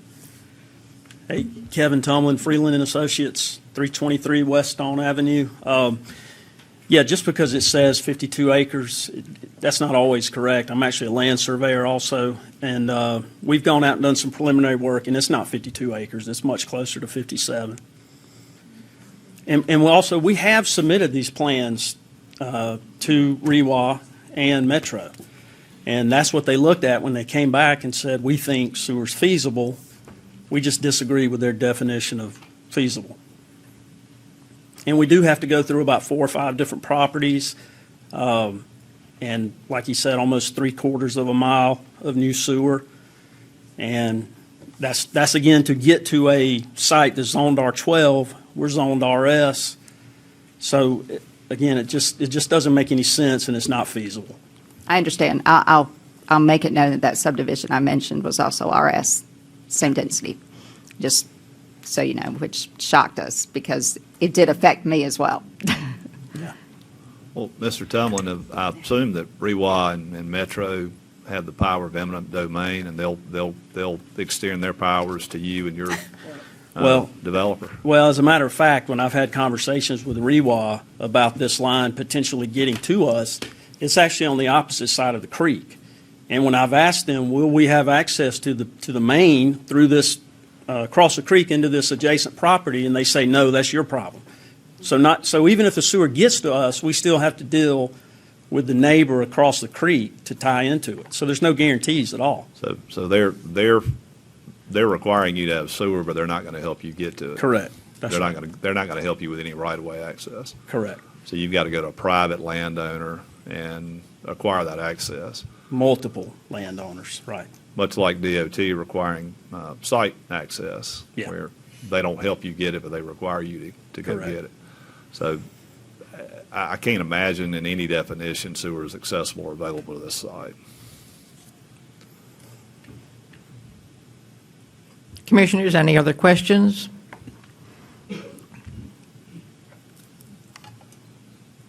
I need a motion. We also have a variance associated with this application, correct? That's correct. And I did have a note about that variance request. So it was submitted as a letter based on SAC comments. It did not get submitted as an actual case. So filing wise, it didn't get taken through to SAC this past month. So if you do decide to approve the variance, you'll need to decide if you want to send it back to SAC for comment. remembering that it did actually come from an SAC comment. But there are other SAC reviewers that you may want to look at it. I think it would be appropriate to send it back to SAC, for heaven's sakes. Well, you could also hold, so you could, there's a couple things. You could hold the application and then take it up next month with it having gone to, the variance having gone to SAC. Or if you were to approve the application, which y'all have not made a decision about yet, but just hypothetically speaking, you could, just as a condition of approval, send it to SAC for any comments. And if there are comments, then that could be reported back if So we needed. do have the option of either holding this or going ahead and approving it, but then having a requirement of going back to SAC, is that correct? For the variance, that's correct. Very good. Commissioners? There's, there's also a question here of the apparatus turnaround in the cul-de-sacs, and that has not been addressed. That was in SAC, I guess, this past month, and it says that that has not been addressed, based on the notes I have. So, yes, we did not have the SAC comment from fire at SAC meeting, so this was a comment that came later from fire department. We have these other items from South Greenville, but we don't have that. They were not at the SAC meeting? They did not provide comment that early on. We reached out to them after SAC, period, once we realized that we did not have comment from them and got comment from them prior to Who's packet. responsible? Were they not responsible for getting those to staff on a timely basis? It was sent to them. I think maybe they missed it. I'm not sure. Well, some of the comments they made, and they responded, but others they didn't. Hydrants, there's no comment there. Approved apparatus turnaround, there's no comment, but then they did comment for hydrants need to be installed and operational before any combustible materials are brought on site, which is standard. Base layer of asphalt down so the fire truck can roll across without sinking. That was commented, and several other items. These are staff's assessment of whether the comment was addressed or not. So Okay, well, they right. made these comments late. We went through and checked to make sure if the comments had been addressed in coordination with the fire department. And the So things they- left over are what we made a condition of approval. So they weren't actually at the SAC meeting, they were just sent, or they sent a letter basically saying yay or nay? We have a reviewing software where they look at the plan and they put comments on that plan. Okay. So I'm going to ask the developer if he would consent to hold this until we get the SAC comments and get those comments resolved. That's fine. That's fine? So you agree to hold it? Yeah, I'll hold it. Okay, very good. Certain, right, to next month? Yes, to next month. I need to have a motion. Oh, fine. We're going to hold it to, for next month. Madam And we- Chair. Please, go ahead, Ms. Phillips. Might we also request that acreage discrepancy be I don't think we're in Looked the into acreage. and- I don't think we're in the acreage The- verifiability. the appropriate business. paperwork? You're out of order, Mr. Hammond. You are out of order, Mr. Hammond. Thank you. The appropriate acreage documented on the included application documents, please. I think that's fair. Madam Chairman, I make a comment. This is a preliminary plat application. We are not in the business of verifying the final acreage down to the tenth of a square foot We're at this point. Ms. Phillips is simply The asking for an engineer, updation. who is That's all, an who is a update. certified civil engineer and a licensed surveyor, has already made a comment to that. Again, that's not our purview at this point in time. No matter how much you may want it to be, it is not. Well, since we're asking and the developer has agreed to go for a 60-day delay, pardon me, a 30-day delay, pardon me, can we go ahead and update the acreage? Would that be fine with the developer?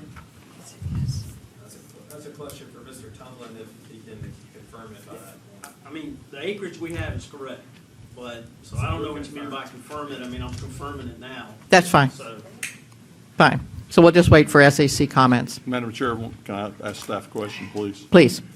Does a 30-day hold give you guys enough time to get this on the schedule for SAC for next month? Yes, it does. Okay. Does that produce any additional hardship for staff at this point? No. Thank you. So do we need a motion, or can I go ahead and simply, with an agreement at this point, 60-day hold, or pardon me, a 30-day hold?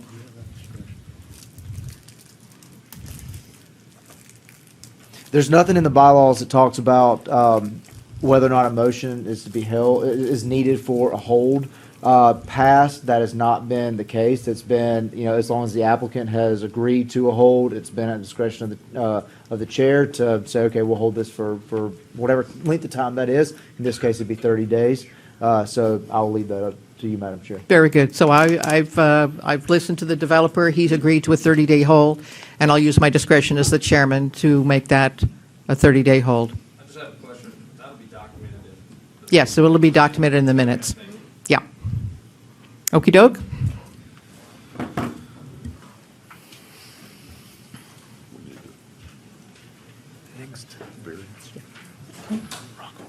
Mr. Moore, go ahead, and you want to make a statement. For the ones that came and we're here to oppose and to support, I'd like to make the following statement, because I think you all had some very good points to make, and you're highlighting the dated situation we as a planning commission have to deal with the regulations we have. We have to follow the regulations. Some of the things you guys brought up, we wish were in the regulations, but they're not. And that's the problem we have.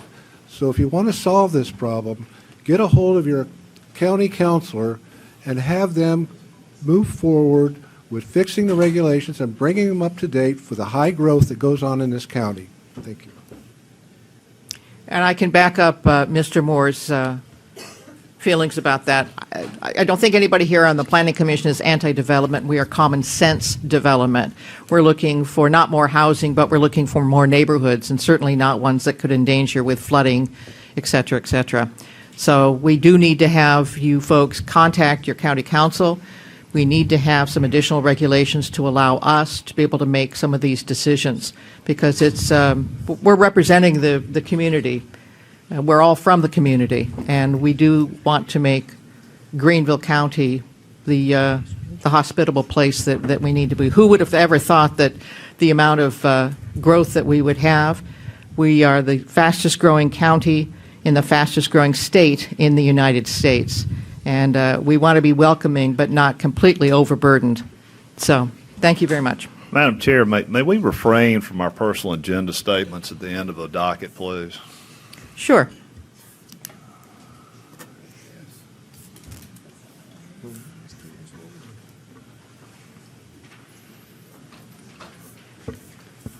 This is PP 2026-51, Fork Shoals Commercial. Fork Shoals Commercial is a commercial group development located southwest at the intersection of Fork Shoals Road, which is a state road, and West Georgia Road, also a state road. Access is provided off of West Georgia Road and Fork Shoals Road. Here is the site outlined in red.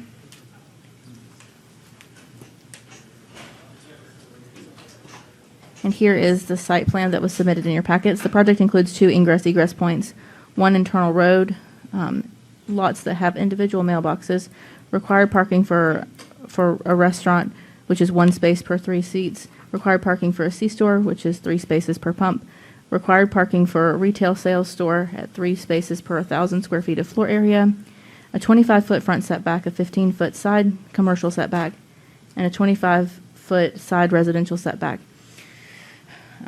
Internally, if there are lot lines, that would be a 0-foot interior setback and a 20-foot rear setback. Additional landscaping yards and buffers, 8 foot along the street, 25 foot for along residential, and 0 foot along additional commercial, along with 1 undeveloped area for shared stormwater facility.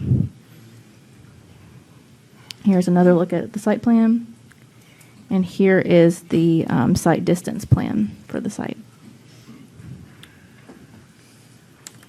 A traffic impact study was conducted for the proposed Fork Shoals commercial development in accordance with SCDOT and Greenville County guidelines.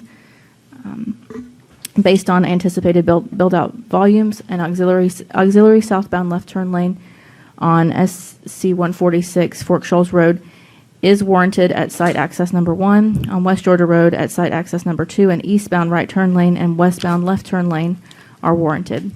With construction of the project, the signalized intersection at Fork Shoals Road and West Georgia Road should continue to operate adequately. Due to the high through volumes on West Georgia Road, the side street approaches to West Georgia Road and Garrison Grove Drive, Longstaff Parkway intersection may experience moderate delays during peak periods. Delays such as these can be expected from the side street approaches at unsignalized intersections. No changes are recommended. Both main accesses should function with minor delays and should provide 1 ingress and two egress lanes.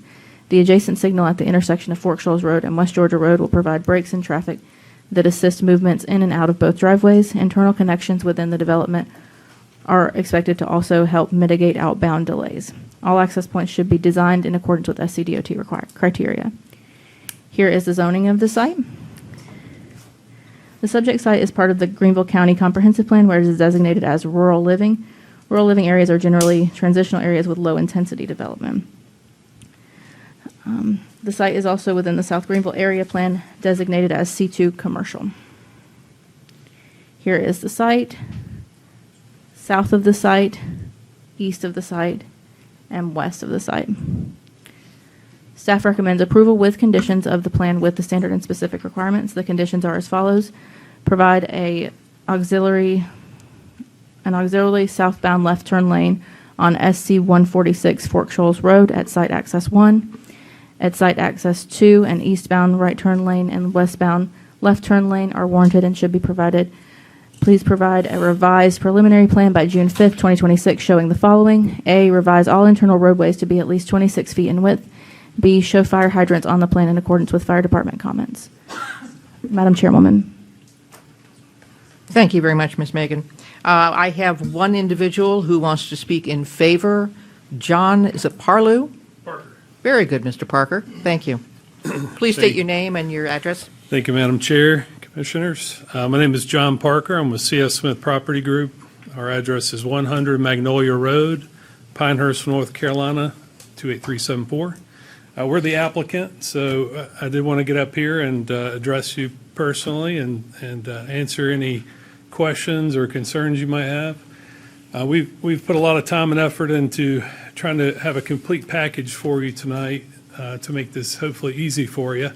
And we have some very interested national tenants that are interested in coming to the property. So staff did a fantastic job of presenting it. I'm not sure if I could add any more color to that, but could you give us an idea as to the type of tenants that are interested? Some of them are still in negotiation. Sure. So I have to be a bit discreet. These are you can give initials, I guess. Yeah. Well, these are. I'll tell you what I can tell you. These are A-credit national names that you know, names that a lot of us love, names that I think will bring a good service to the community and good value to the corridor. No one's specifically in a lease yet, so that's why I'm a little timid to telling you a name, but I think you'd be real happy. Well, I would hope that you'd be really happy with the folks that we're working with here. What's the closest similar commercial venture to this one of yours?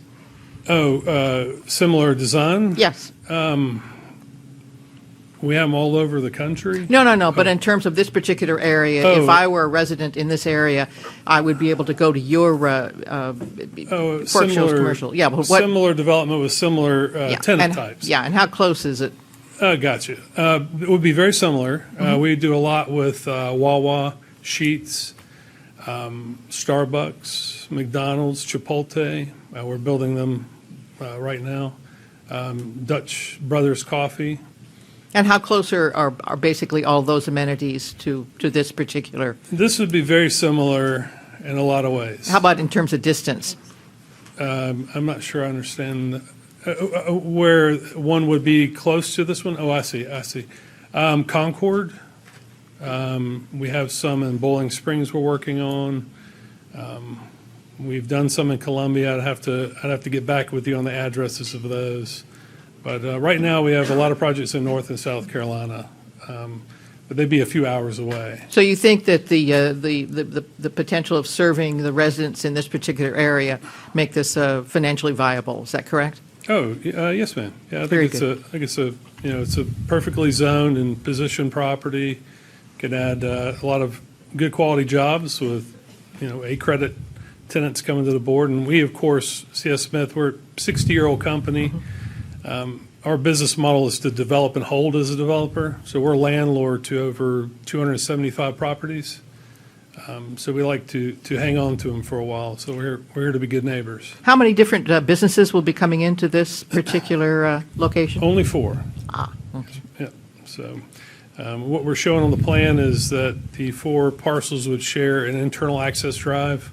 They'd share an internal storm water treatment. They get their water from the right-of-way on the main road there, and then we're pulling a sewer main extension through the property, kind of in the front 25%.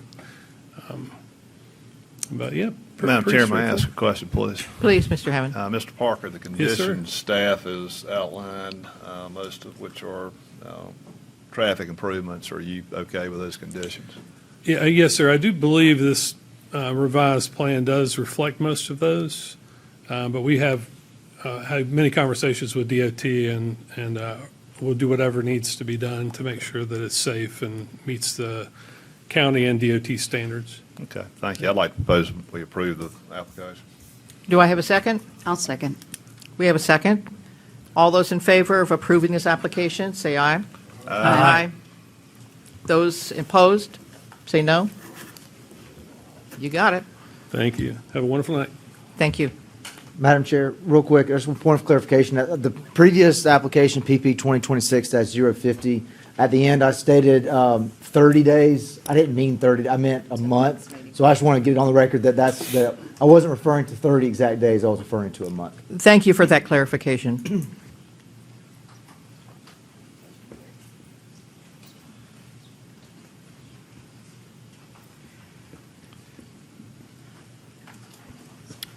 This is PP 2026-53, Mountain Creek Overlook. Mountain Creek Overlook is a proposed conventional subdivision located on East Mountain Creek Road, which is a state road. The applicant is requesting 26 lots on 13.75 acres for a density of 1.89 units per acre. Access will be provided off of East Mountain Creek Road. Here is the site outlined in red, and here is the site plan that was submitted in your packets. The project includes one ingress-egress point, one internal road, one cluster mailbox, one detention pond, and 1,200 linear feet of private road. Here is the zoning of the site. The subject site is part of the Greenville County Comprehensive Plan where it's designated as suburban edge. The suburban edge character area is generally defined as low-density residential areas that offer opportunities for low-intensity development that is well integrated with the natural landscape and agricultural uses. The suburban edge character area type recommends a density of 0 to 1 dwelling units per acre. Mountain Creek Overlook is proposing a density of 1.89 units per acre. Subject property is not within an area plan boundary. Here is the site, east of the site, north of the site, and south of the site. VAR 2026-102 was submitted to request a variance from LDR 8.21, which requires buffers around the perimeter of the site. The applicant states that the request is to remove the required buffer along the southern property line to allow the future homeowners to own more usable land, as well as a request to remove the buffer along the northern property line so that the properties bordering the golf course would go right up to the course and be marketed as having golf course views. SAC at the meeting had no concerns listed with this request. Staff recommends conditional of the plan, approval of the plan and variance request with the standard and specific requirements. The conditions of approval are as follows. 1, provide a revised plan by June 5th, 2026, showing the following updates to the plan. A, remove raised crosswalk and provide an appropriate traffic calming measure per roads and bridges comments. Examples of an appropriate traffic calming measure are islands, chicanes, or choke downs. B, show dimensioning of at least one driveway to show it meets parking requirements per Greenville County Zoning Ordinance Section 12.2. And C, show and label the riparian buffer per LDR 8.22 on the adjacent lot and adjacent lot 22 of the plan. Riparian buffers are recommended to be outside of the lot area for maintenance purposes. Madam Chairwoman.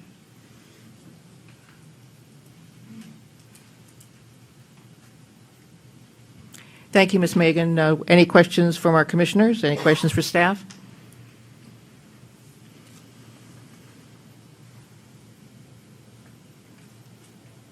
I have a quick question. I thought this was real conservation, and I thought that the density allowed was between 0 to 1 units per acre. Am I wrong in it showing that this density is 1.89 units per acre? Can you set me straight here? The proposed density is 1.89 units per acre. And yeah, the recommended for this character area type is 0 to 1 dwellings per acre. So they're over by about almost one unit per acre. 0.89. 0.89. May I ask a question as well? Yes, Mr. Hammond. What's the zoning?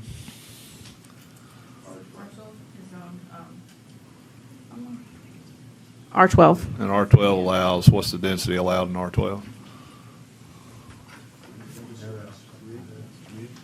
12 is 3.63. Then we're fine. 3.6. Thank you. Then we're zoned. We're fine.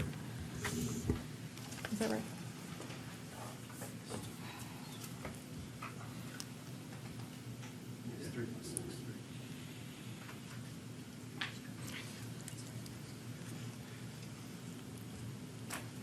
I have some people that are in opposition. I have Brenda, is it Bushelia? Very good. Miss Brenda, can you come forward? You have 10, we have a total of 10 minutes with all of those in opposition. Yes. Thank you. Thank you. Brenda Buchick, 200 Barrow Way, Taylors. I'll start with the variance request. Commissioners, thank you for the opportunity to speak. I'm here on behalf of residents of Berkshire Park, which is the adjacent subdivision, and Mountain Creek Overlay District to respectfully request denial of variance F102. The applicant's statement is convoluted, but the bottom line is simple. They're requesting 0 buffer where county regulations require a 20-foot perimeter buffer. The justification offered is that eliminating the buffer will provide future homeowners with more usable land, which every developer in Greenville would like. The justification offered, Let's be clear about what this means. No buffer means no protection from existing trees and vegetation. There are 20 feet of natural screening will be cut down to market these lots as a golf course view. There is no benefit to the surrounding community. Homeowners who have lived here for 30 to 35 years will now potentially look at houses pushed directly to the edge of the property line with no vegetative protection. The reality is this. The golf course owner has been actively marketing this property since 2019, including a prior subdivision request along Beckworth Drive and onto the golf course. So whether there would be a golf course view is questionable. Nothing about this request protects the long-term character or stability of the area. The LDR criteria, 1.6.3, a variance may only be granted for one of the following conditions. Minimum variance necessary for legal use. The legal use of the land is not restricted by the required buffer. The applicant can fully develop the property while maintaining a 20-foot buffer. Hardship or exceptional difficulty. No hardship has been demonstrated. The only difficulty presented is reduced profitability, and profitability is not a hardship. Harmony with the intent of the ordinance. The intent of the ordinance is to protect the public interest, preserve community character, and prevent harm to neighboring properties. Removing the buffer does the opposite. State law is also clear. State Regulation 6-29-400 states, quote, "The fact that property may be utilized more profitably if a variance is granted may not be considered grounds for a variance." Profit cannot be the basis for approval, yet profit is the only justification mentioned. The subdivision request itself. Safety, a core duty of the Planning Commission under SC Code 6-29-1120, Article 3. The Planning Commission is charged with ensuring, quote, "the adequate provision of safe and convenient travel, access, and circulation, both vehicular and pedestrian, in and through new developments." This corridor is already strained beyond capacity. The safety reality in Highway 253, Reed School, and Stallings Corridor, 2024, which is the latest SCDOT data that we have, shows 10,200 average daily trips on this stretch of 253. But since 2019, 881 new residences have been approved, most not yet fully built out or occupied. That represents approximately 5,000 additional trips. Pebble Creek Drive alone generates 875 trips a day between the residents who empty onto Pebble Creek Drive and the 24,000 golf rounds that were sold last year on the golf course, and not including swim club traffic in the summer. Traffic is now rerouting to Mountain Creek Church from Mountain Creek Church Road to avoid Roberts Farm, further increasing volume on Pebble Creek Drive. The closest intersection to this entrance is rated F, and the corridor is considered 90 to 100% capacity without any new development or that taking place north of our area. There's a line of sight hazard. The proposed, I gave you some pictures. I took pictures from the proposed entrance, both north and south. Also, there's a GIS drawing there so you can see the proximity of the homes that are in Berkshire Park to this development. And then the last one is literally a picture that happened from a Linkside homeowner who had the 20-foot buffer was mowed down. Not legally, but it was mowed down. And it just shows you how much difference a 20-foot buffer actually does make to a homeowner. So anyway, the line of sight, I experience this daily when I pull out onto 253 from Beckworth Drive. The posted speed limit is 40 miles per hour. According to SCDOT assessment based on camera footage, most drivers exceed the speed limit by 10 to 15 miles per hour, making the sight distance inadequate for merging. This is not hypothetical. It's a daily safety risk for residents, and it worsens with each additional entrance to this blind curve. The realities of living on a golf course. One neighbor who lives in one of the homes that I highlighted on the map told me that in 6 years, in 5 years, she's replaced 6 windows. That is a known hazard living on a golf course. But removing the protective buffer from these proposed lots literally endangers the new homeowners. Conclusion, for all these reasons, legal, environmental, safety-related, and community-based, the residents of Berkshire Park and Mountain Creek Overlay District respectfully request that the Planning Commission deny the variance and the subdivision submission. The request does not meet the criteria of LDR 1.6.3, and it does not meet the state regulation 6-29-400. It does not protect the public interest, safety, or welfare. Thank you for your consideration. Thank you. Next on the sign-up sheet is Gail Crawford. Welcome, Ms. Crawford. Thank you. If you can give me your name and your address, please. I'm Gail Crawford. I live at 222 Greenview Circle. That's in the Pebble Creek area. Thank you. Thank you, folks, for your hard work. I know I've witnessed it, and I am much appreciative. I want you to know that. And commissioners and councilmen, thank you for your service. I want you to know that there are people in Greenville County who know and realize the effort that you make to make things right. And Madam Chairman, I've heard you use the word common sense here tonight, and it seems like in our era, currently, we're hearing that word more often, and I am delighted, and thank you so much. Yeah.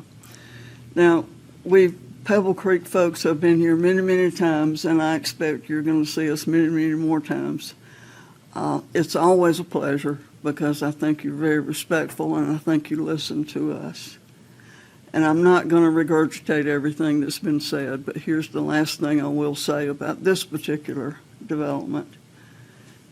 I have golfed Pebble Creek for many, many years and plan to continue as long as it's available. Golf courses were not designed for neighborhoods, for housing. Golf course property was designed to eliminate water. If you'll ask our internationally acclaimed Tom Jackson, our own personal, he lives at Pebble Creek, golf course designer, he can tell you that deciding on how the water flows is probably one of the most important things he thinks of when he's designing a golf course. But in this case, you remove the berm, the trees, the foliage, and what happens when you dig all that up? You know what happens, just like a parking lot. The water goes to the lowest level.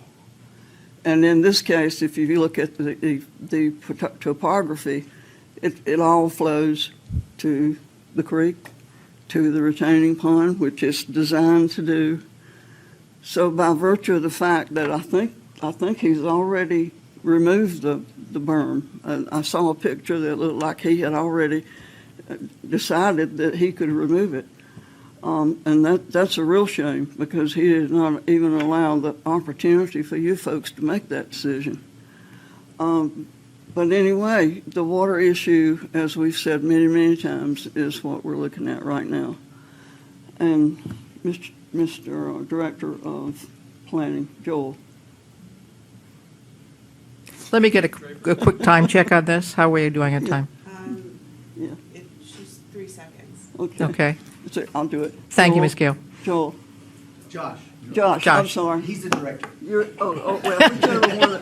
Well, I really enjoy seeing both of you, but I can't remember. Anyway, here's something not from observation, but because I was a builder and developed my own subdivision and president of the Home Builders Association. One thing I learned, that just because you build, you're not necessarily the smartest knife in the drawer. If we could design one piece of paper that reads that the engineering company, the developer, the builder, the property owner, all have had a sit down with someone who explains what's on the plat. Because on the plat, it reads berm. And they should know, not go dig it up and throw it away now, because I think that's what he's already done. So surely there's a penalty for that. But I would suggest that we teach those people that ahead of time and save you all this trouble. Anyway, Thank you, Ms. Gale. Thank you. We appreciate you. I think we're out of time. We had one other speaker. Would it be okay that have Tim, is it Markley? I would have to grant some additional time also to the developer as well.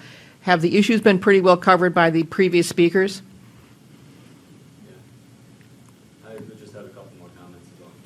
I can be quick. What's that? Can I go ahead and grant him 2 minutes? Perfect. Come on up.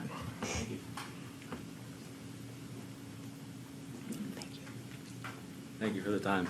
You bet. I'm Tim Markley of 3524 State Park Road.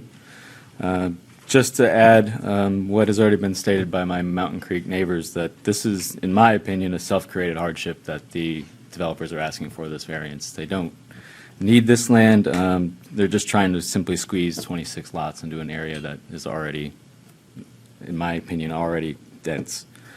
They also need to consider the critical safety and infrastructure flaws of the planning. They're only giving 46 feet of the Summit View, the proposed Summit View Drive, which is narrower than the county's standard 50-foot requirement for the safe paving, drainage, and utilities. They're also proposing that 1,200-foot long dead-end private road to serve these 26 homes. And in my opinion, that's a safety hazard for medical and also fire. And then lastly, just to be quick, I know that there's already a Mountain Creek Overlay Commission that's being presented to y'all. It's in the works, and that's to try to preserve what we have left of our watershed in this area and prevent the downstream flooding that we already see. This definitely goes against everything that we're working for on that Mountain Creek overlay. Thank you very much. Yeah, thank you. Thank you very much for your comments. I think we made it in our 2 minutes. And we have two individuals that are in favor. Stephanie Gates. Yes, I'm actually going to let Mr. Kaser go first. Very good.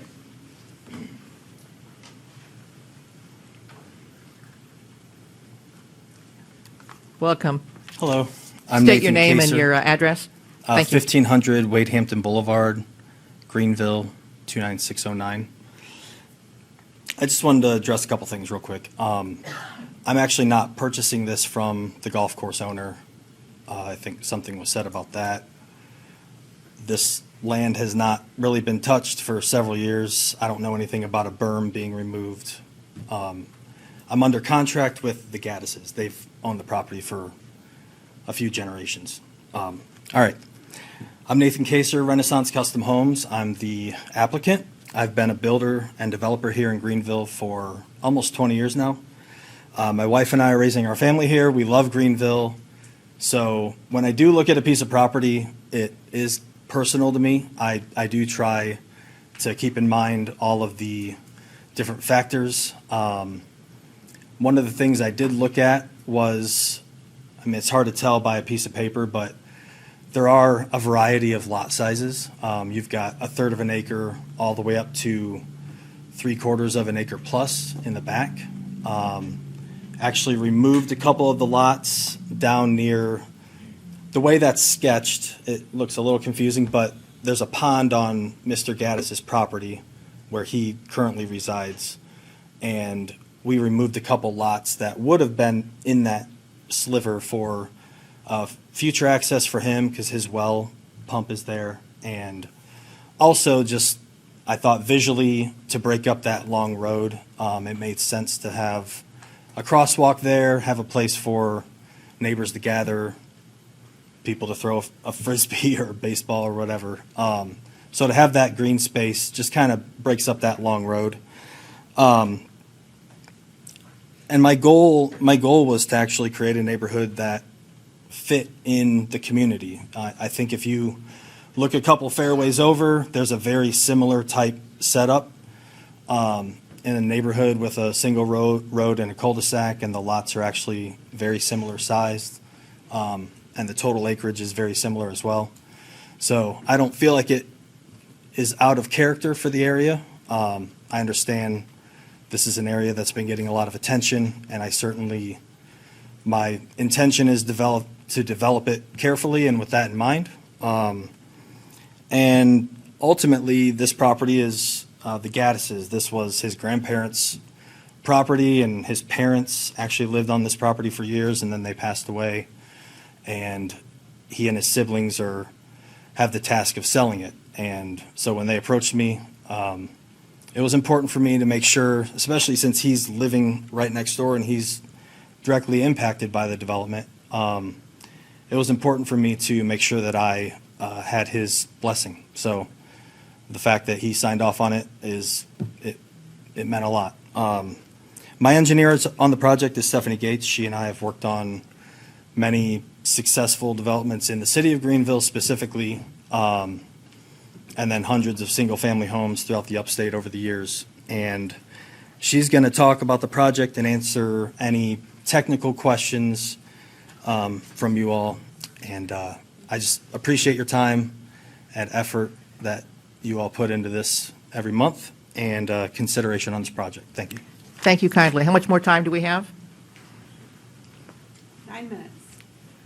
I won't take that long. Go for it. Stephanie Gates, 225 Rocky Creek Road. I'm with Site Design representing the civil engineering and the surveying and landscape architecture on the project. I would want to address a couple things. First off, you're listing it as a private road. That was an error. I spoke with Megan ahead of time. She said she was going to get that changed. Is that still something that we can get changed? So I guess that's a staff question. I think it's listed as public in the staff report. Let me look. Okay.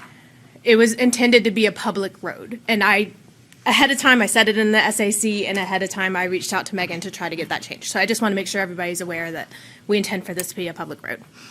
The second thing I wanted to address is on the buffer variance that we are requesting.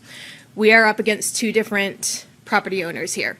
The golf course on one side, Mr. Gaddis, who we are purchasing the land from on the other side. We are actually doing a recombination with Mr. Gaddis to give him more land so that he can have the whole pond on his property. And then we're giving him access easements to access his well and have his driveway onto our new road.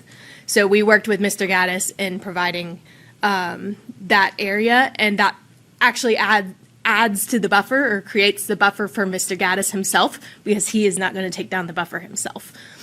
The reason that we were asking for it against the golf course property is not because we intend to cut down the trees on the golf course. In fact, we intend to keep those trees up against the golf course, but it's a little bit deceiving to market something as a golf course property that is not actually touching the golf course. So that's the reason.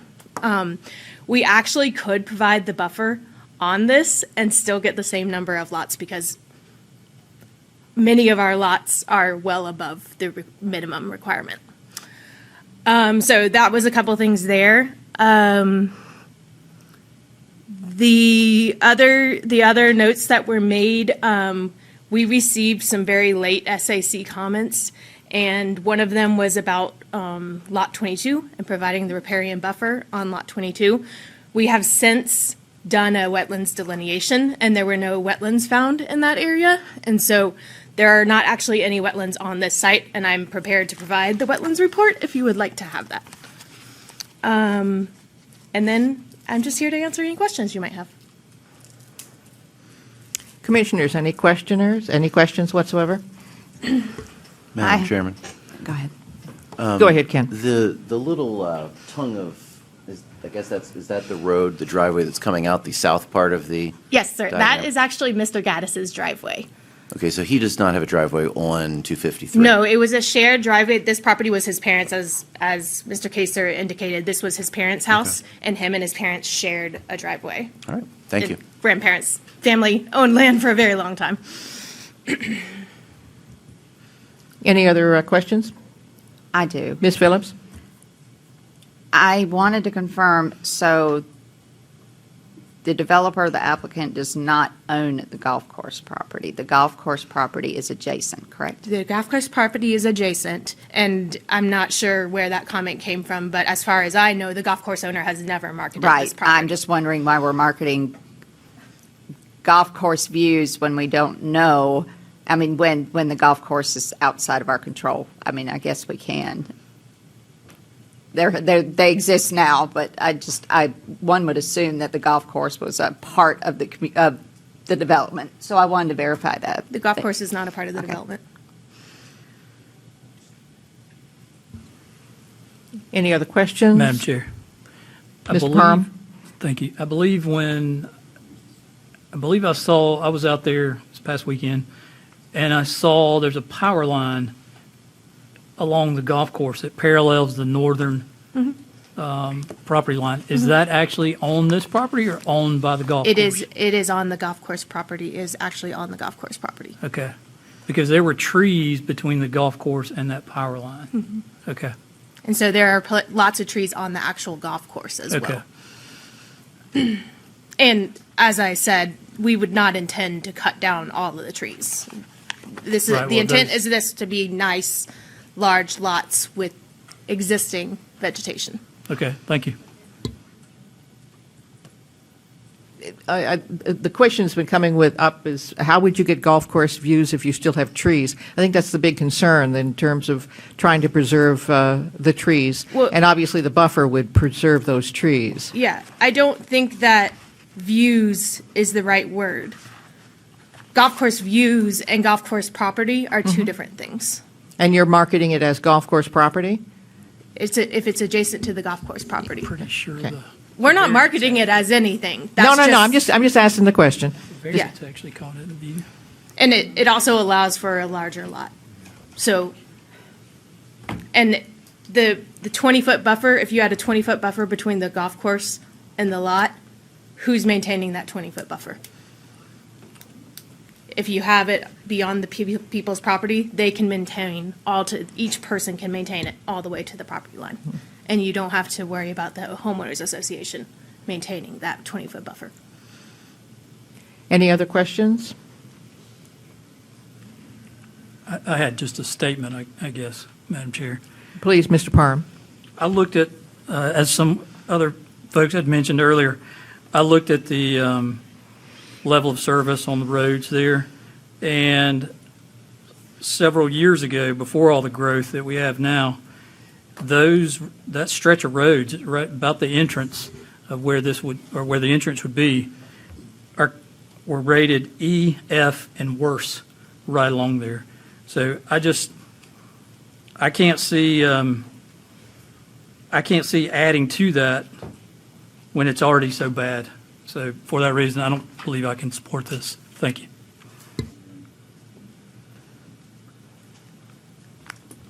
Any other comments?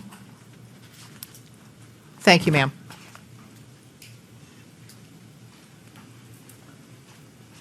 Do I have a motion?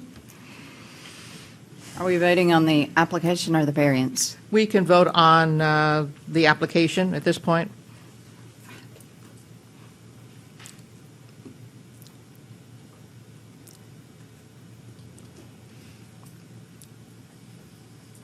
Madam Chair, may I make a question for staff? You want to do the variance first?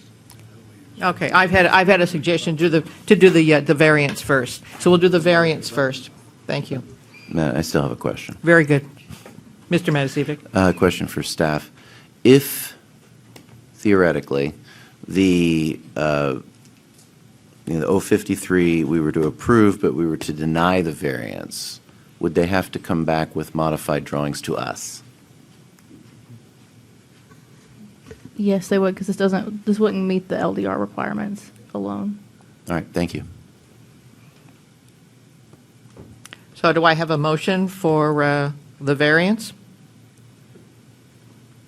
I'll make a motion. We deny the variance based on LDR 163. We have a second. All those in favor of denying the variance, say aye. Aye. Aye. Those saying no? There we go. Can I make a request that we hold to be able to put the buffer on the plan? I think we've already decided it at this point. But you just denied the variance, and I Aye. can still apply for this with the buffer. The buffer still. Can you give me some advice? It's not on this current. And I'm asking to put the buffer on the drawing You and could resubmit it to you. You could and agree hold. to a hold to place the buffer back on the plan.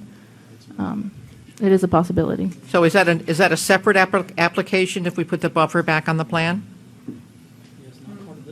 No, it would be, if it would be to hold, then it would hold this docket as it sits. Changes we made, brought back to you with revisions. But we've already voted on the variance. Right, you voted on the variance, but not the subdivision.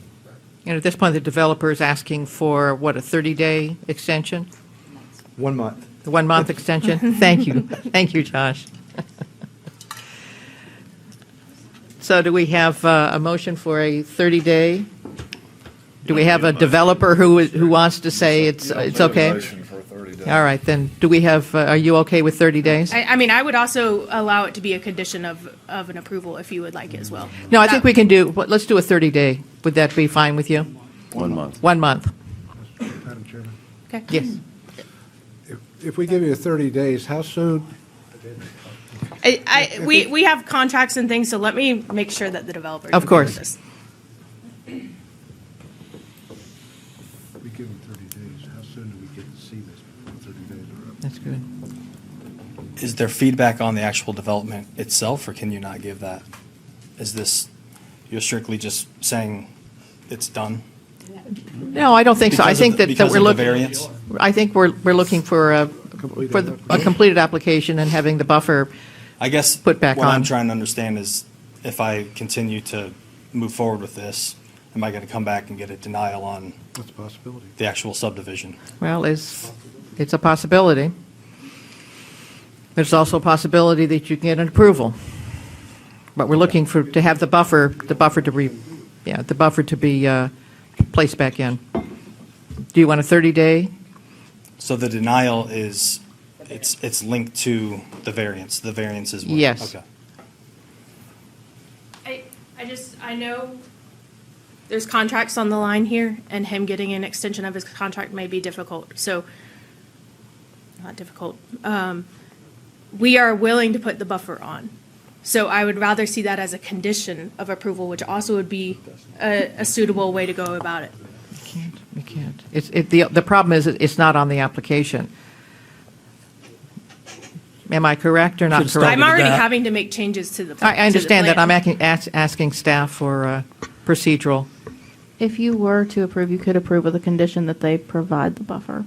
Should have started with And that. provide a revised preliminary plan, which is already kind of a recommended condition. They were already recommended to provide updates. And they would have to come back to us for approval on the buffer, or not? No, in that Or we can make scenario- a requirement that would be the standard buffer? That it would be shown as the buffer is required to be, 20 foot Madam around Chair. the perimeter. Madam Chair, Yes, Mr. Parham. thank you. I make a motion to deny based on the grounds that this current plan that is before us does not meet the LDR. Thank you. Do I have a second? I'll second. All those who want to support, Wait, hold on a minute. support this measure? Hold on a minute. You've turned down the variance, which is fine. The applicant and the engineer have offered, they're fine with the buffer being put on the plan. And staff has said it's acceptable for the buffer to be a conditional add to the plan. The buffer's the buffer. It ain't gonna look any different next month than it looks in 6 months from now. It's a 20-foot buffer. How's it gonna look different on a plan? Why do you need to see it? So you're going to turn down this application because the variance was turned down, because it doesn't have a buffer, which the applicant has agreed to do conditionally. The buffer's not going to look 1 centimeter different when it's drawn on the plan than it's required to look. There's been a comment about traffic. There's no comment in the application about traffic. If you're going to turn it down because of traffic and let them sue the county over something that doesn't exist. We're not talking about traffic. I'm going on what All right, the, so if you're going to turn it down for the buffer that they're willing to put on there, you're going to turn down the application. I'm That's- looking that's for, the motion. I'm looking That's for the motion staff in to give me place. some guidance here. So There's a motion on the floor. It's I been realize seconded. there's a motion on the floor. The motion on the floor is to turn down the application because the buffer's not on the application. The applicant has already offered to put the buffer on the application. Is the buffer going to look any different than the LDR requires it to look when we look at it on the plan than it does at show today? No, because it's We a- don't know. Because it's a required set amount. It should have been there to begin with, did. They asked for a variance. Have a little common sense here. You talk about common sense, show a little common sense. You're gonna Thank you for turn your down the opinion. You're going to turn down You the have the floor. application because of that. And you don't think the county's going to get sued because of that?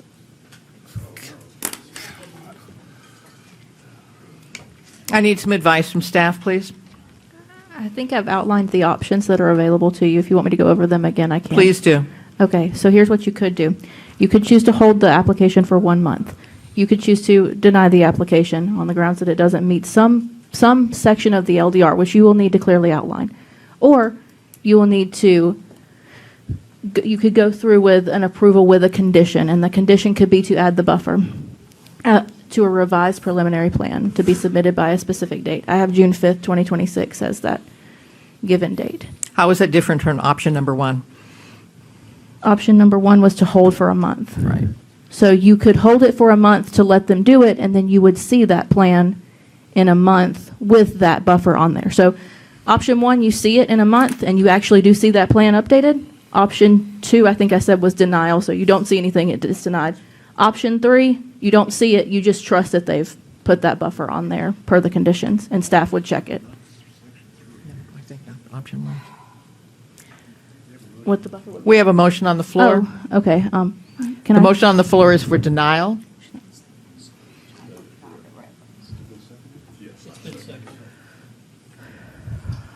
All those in favor of denial, please raise your hands. Those who are opposed? So it is denied. Can we just clarify on what grounds that was, please? What section of the LDR that was being? You have to bear with me for a minute. Find it here. It's on the buffers. 8.21? Hold on, I'm trying to get there.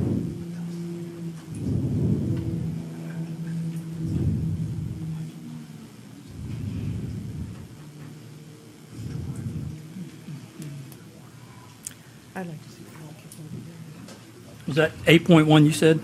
8.21. 21.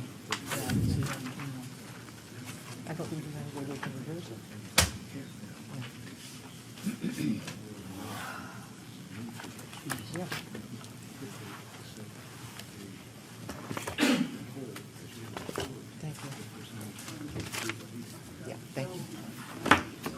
Well, it's my first. It's my first.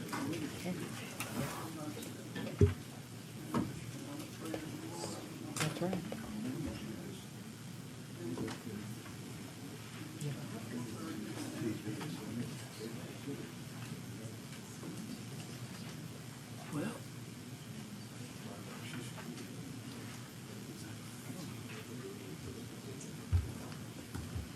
Madam Chair, That's if you, why I couldn't if find you it. bring I'm up a looking at it wrong. denial, you should be able to offer the specific reason you're denying it, shouldn't you?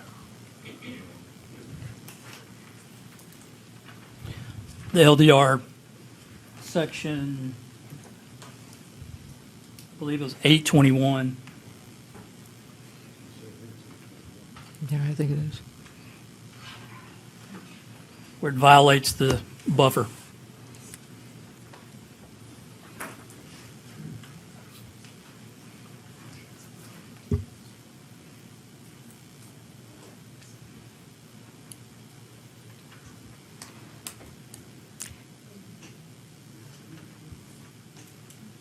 Are they ready for the next?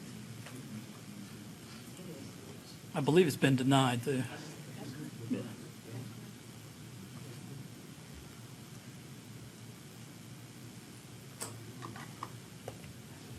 Okay, doke. Can we go ahead and move on? Of course. This case is VA 2026-49, Gear Highway LDR 10.3.5 buffer variance.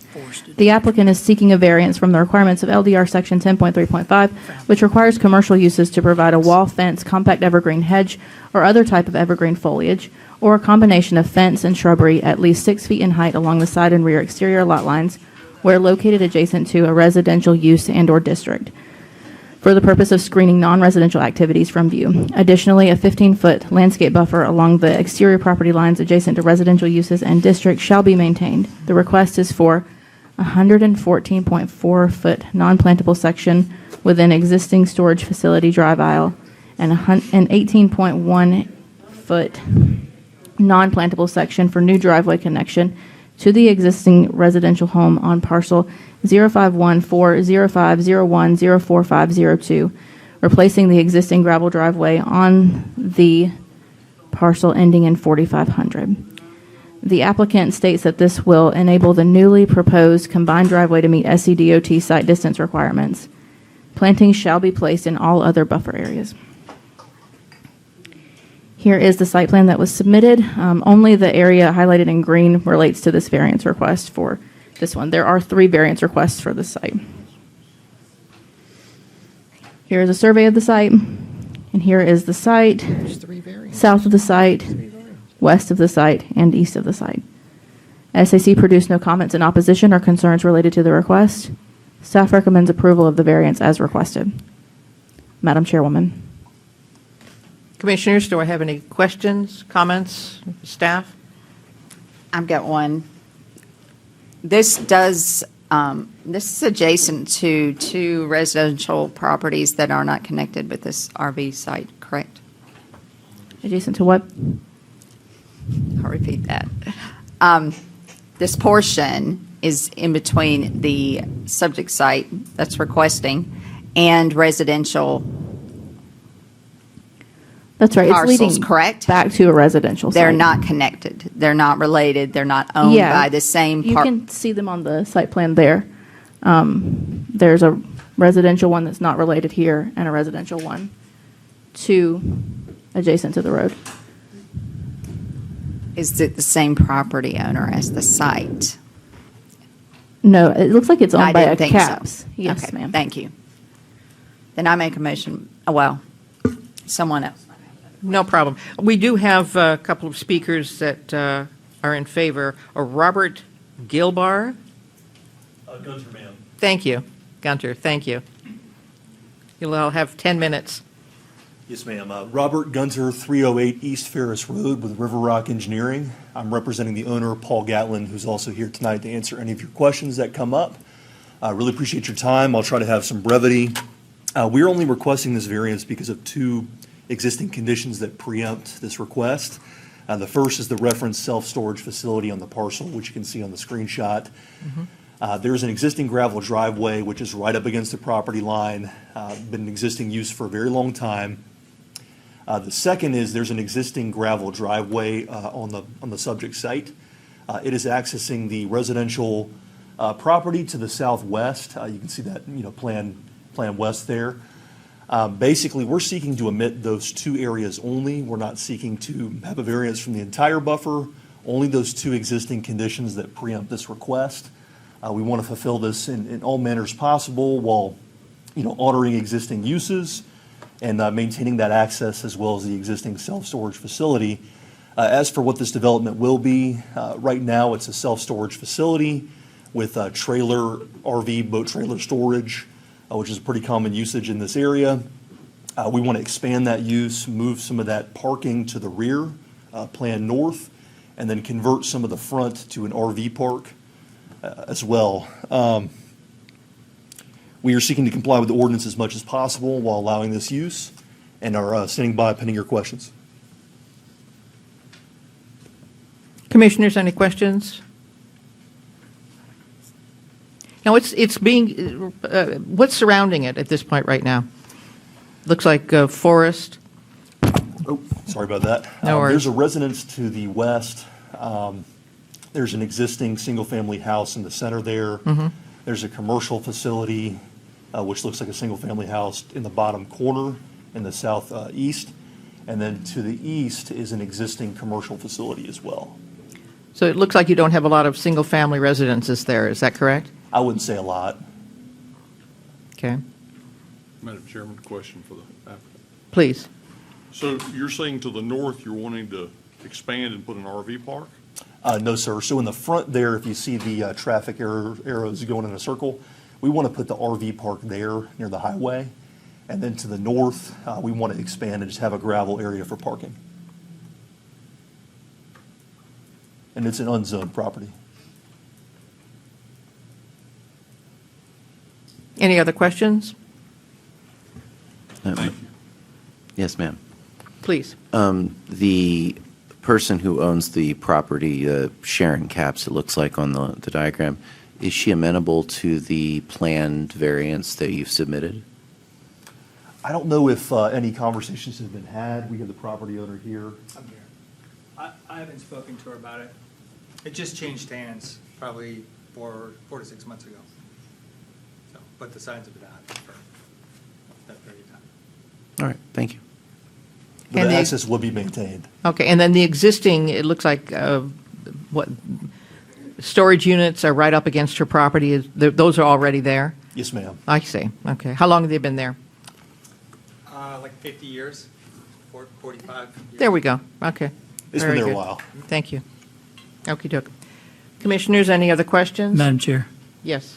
So the first variance is the green driveway, Yes, sir. and that's actually not on the property. That's actually my property. It is your, okay. Yes, sir. That's what I'm just trying to get this straight. Actually, sorry, I don't want Oh, of to course, jump of on course. you, but yeah, the lower left, that is actually all my Sorry, property. can I have your name Oh, I'm and sorry. address? It's Paul Thank you. Gatlin, 3111A Whitehorse Road. Thank you. The one on the lower left is all my property, and in use as her driveway. So she's using her driveway on my property, so that's why we're requesting it, so it'll maintain, her driveway there. And then the top one has been, it actually was a vacant lot, they just combined that lot when whoever bought it. But that's been there since the early 80s, is when they built the facility, so. And the other variances that you have, which is the 057 and 058, can you kind of consolidate that? Sure, yeah. Did you want to speak to that, or you want me to? Okay. We preempted this with a PSM meeting with land development. They suggested that we apply for both of these just as a blanket application. We tried to do it as one, but we had to split it into three. These two existing residences violate existing and updated setbacks, and they've been there a while as well. How long would you say they've been there? Yeah, so one's a residence, to be clear. The one in the middle is a residence, which I own, and that's been there for probably 50, 60 years. And the blue one on the bottom right, I also own, and that's a commercial building that I think's been there for probably 80, 85. It's like one of the first structures up there in Marietta. And they just happen to fall inside the SCDOT setback long before there were setbacks. Okay, very good. Thank you very much. But the green here is actually somebody's driveway. It's on your property. It's my property. Yeah. Okay. Yeah, and it'll be maintained as a driveway. Question for staff. So he's saying that the homeowner is using his land for her driveway. That's right. How does that work? I don't know if you have an easement agreement or anything like that, or if it's just been a handshake situation. There's no easement agreement. I just didn't think it was worth starting a fight with my neighbor. So it might just be That's kind all. of like a gentleman's agreement that has Good man. carried Good man. on. So when the property sells, Which property? they'll have to figure out that adjacent property that's using your driveway, they're going to have to figure out how to get access. Property? No, if she sold her property, Well, it did just she's sell. landlocked. Yeah. No. Well, no, she would have to make her own driveway off of the main road, correct? She has access onto Gear Highway. It's adjacent to Gotcha. it. Oh. Yeah, I mean, it's right on Gear, yeah. Yeah. So they'd have to construct their own driveway. Well, to be fair, I think she can make the argument that it's prescriptive easement. Well, you do have that too, yeah. Right, so, again, Okay. it's not a fight. Okay, between so us. all that- I think technically she has a prescriptive easement. Of course, you'd have to prove that, but. Yeah, I think, He's trying to order or get. Yeah. I think all my answers are, all my questions are answered. Thank you for coming, so you could explain all that. Thank you. Let's go ahead and get a motion and let this man go home. Can I make a motion? We approve VA 2026-049, 057, and 058? Is that okay, Megan, if I skip over? I don't see why not. Perfect. Thank you, Miss Megan. All right, we have a motion on the floor. Do I have a second? Can we do that since it's three separate docket numbers? I mean, I think you could make 3 individual motions here and just choose That would not be- to hear the Be safe. presentation. Safe. So why don't we go with the Okay. first one, which is the 049? Do I have a second for that? I'll second that. Thank you, Ken. All those in favor? Aye. Aye. All those opposed?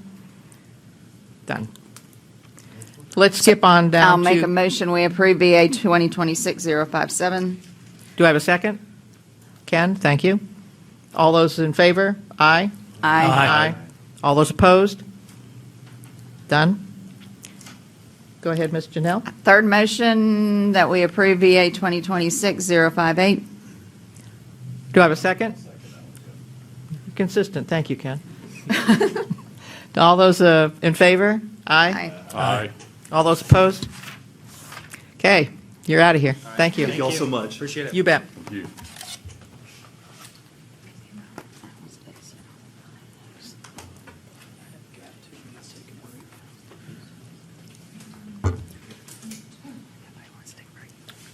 Our next case is VA 2026-52. The applicant is seeking a variance from the requirements of LDR Section 10.3.5, which requires commercial uses to provide a wall, fence, compact evergreen hedge, or other type of evergreen foliage. Additionally, a 15-foot landscape buffer along the exterior property lines adjacent to residential uses and district shall be maintained. The request is for the 15-foot buffer to be reduced based on how the building is situated on the property. The applicant states fencing will be installed along the side and rear property lines adjacent to the residential use, along with a row of shrubbery placed between the two properties. The applicant also states that together the fence and landscaping provide the required visual screening and buffering from on residential activity. The landscaped area along the shared boundary is maintained consistent with the ordinance intent. Here is a diagram of the site using GIS aerial. Additionally, there are some notes at the bottom of this relating to SCDOT's SAC comments. So all vehicle maneuvering to occur on site. There will be no backing onto Woodside Avenue or into SCDOT right-of-way. Vehicles will enter, circulate within the paved area, and exit in a forward motion. Parked spaces to be accessed from internal paved circulation area and driveway ingress-egress point defined for safe circulation operations. Here is the site. Here is location east of the site, north of the site, and south of the site. This is the SAC comments, which the notes that I just provided actually are in response to that from SCDOT. If parking is going to be modified, SCDOT prefers the parking be modified on site in such a manner that it doesn't require vehicles to back into Woodside Road right of way when backing out of parking spaces. Orient the one regular parking space, one ADA parking space parallel with the road like the other two regular parking spaces. Vehicles could back into the paved area between spaces and then pull into traffic. Likewise, vehicles would pull into that same paved area and then into a designated parking space. Recommend better defining the driveway egress point for circulation operations. Applicant has submitted exhibits showing compliance with SCDOT comments. Staff recommends approval of the variance as requested. Madam Chairwoman. Thank you. Any questions for staff? Any comments? Madam Chairman, I'll make a motion for approval as submitted. Very good. Do I have a second for that? I'll second. I have a second for Mr. Moore. All those in favor, say aye. Aye. All those opposed, say no. We're done.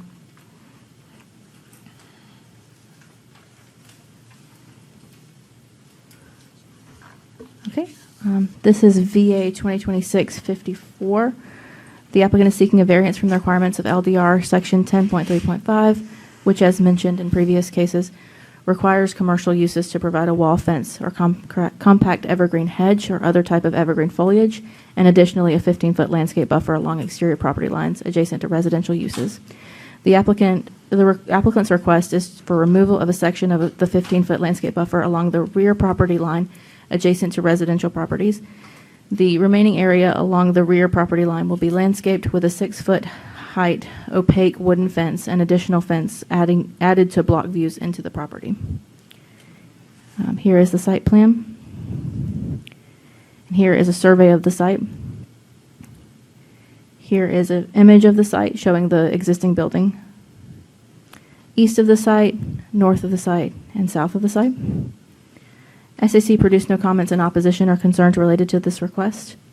Staff recommends approval of the variance as requested. Commissioners, do I have any questions? Do you have a motion? I've got a quick question, and then I'll make a motion.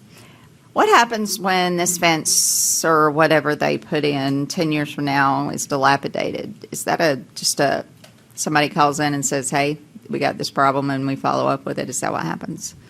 Okay, that's Yes, if there's a complaint on the property, we'll look at it, make sure that it complies with any requirements of the LDR or zoning ordinance. But technically, it's supposed to be kept up and remain that way forever. Correct. When it's done like this. Correct. Okay.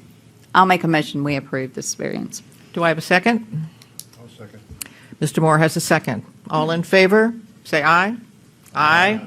All opposed, say no. The motion passes.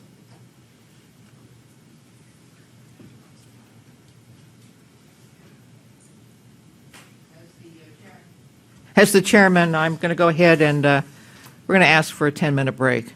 Sounds good? Perfect. See you in 10 minutes.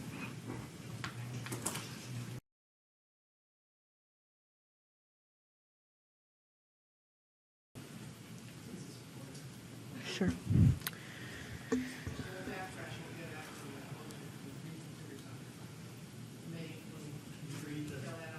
Yeah, I can tell you what you're looking to reconsider.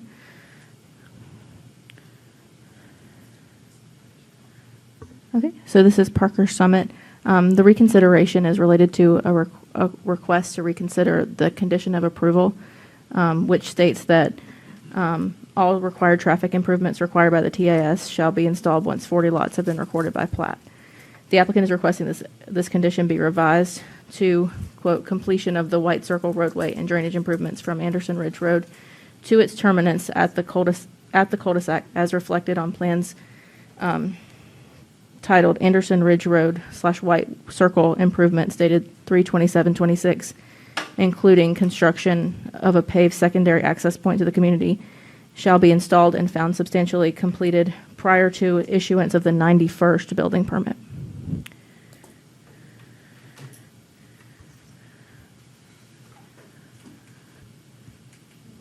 Okey doke.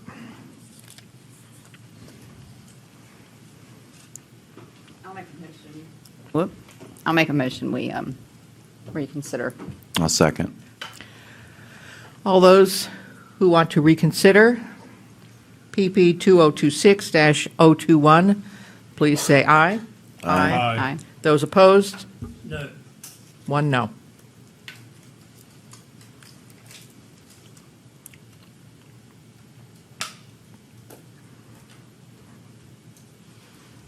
Okay, as a background, the original Parker Summit subdivision was approved as PP 2022-121 in, I think, August of 2022. I might be wrong about that. The application was approved with 171 lots and on 101 acres. Here's the site plan that was approved. You can see the location of open space and lots, et cetera, as well as some close-ups of the site. This is a current red line of the property. You can see actual property lines of the subdivision. So where this subdivision is at currently is that 40 lots have been installed. That was done with the phase 1. So now they're looking to do their phase 2 and well, however many phases they need to get completed, but the next phase of lots. And in order to do that, they would need to have their traffic impact items put in. However, the developer has paid into a C fund, and the developer can explain, or the applicant can explain a little bit more about what that means, but they've paid into a fund to do a larger road improvement project that is going to take longer than just currently to do, since it is related to the county's overall road plan for the C funds. I read this already to you. It explains what the applicant would like for the request to be, but 91st building permit is what is being requested as opposed to the 40 lots that was originally the condition of approval.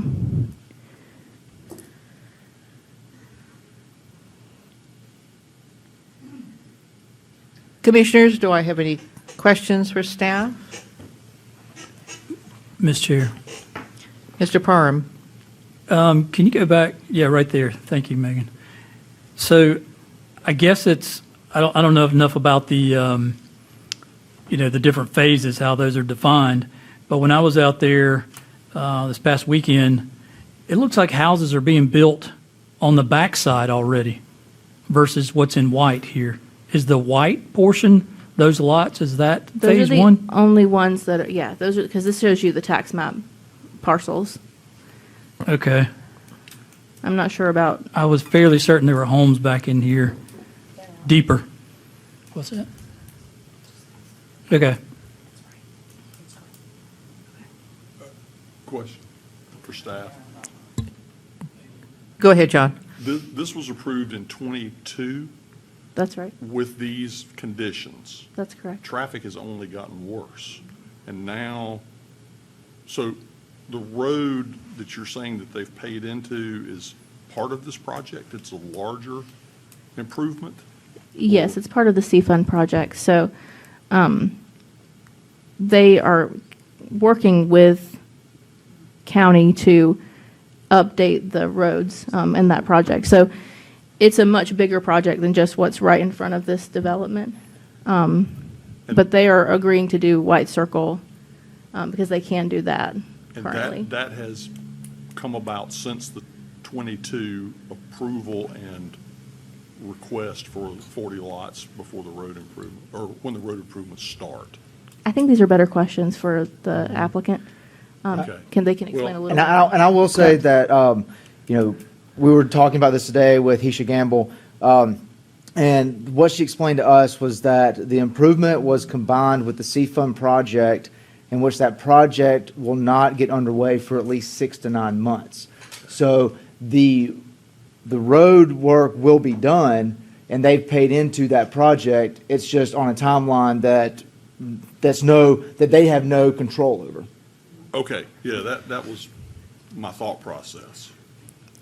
The other question I would have is, are any of the homes going to have occupants before this road is changed, improved? Are we talking about the second phase, the Yeah. additional?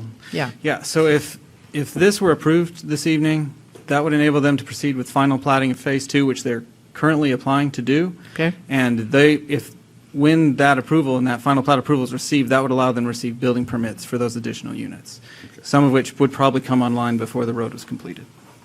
The road improvements were completed.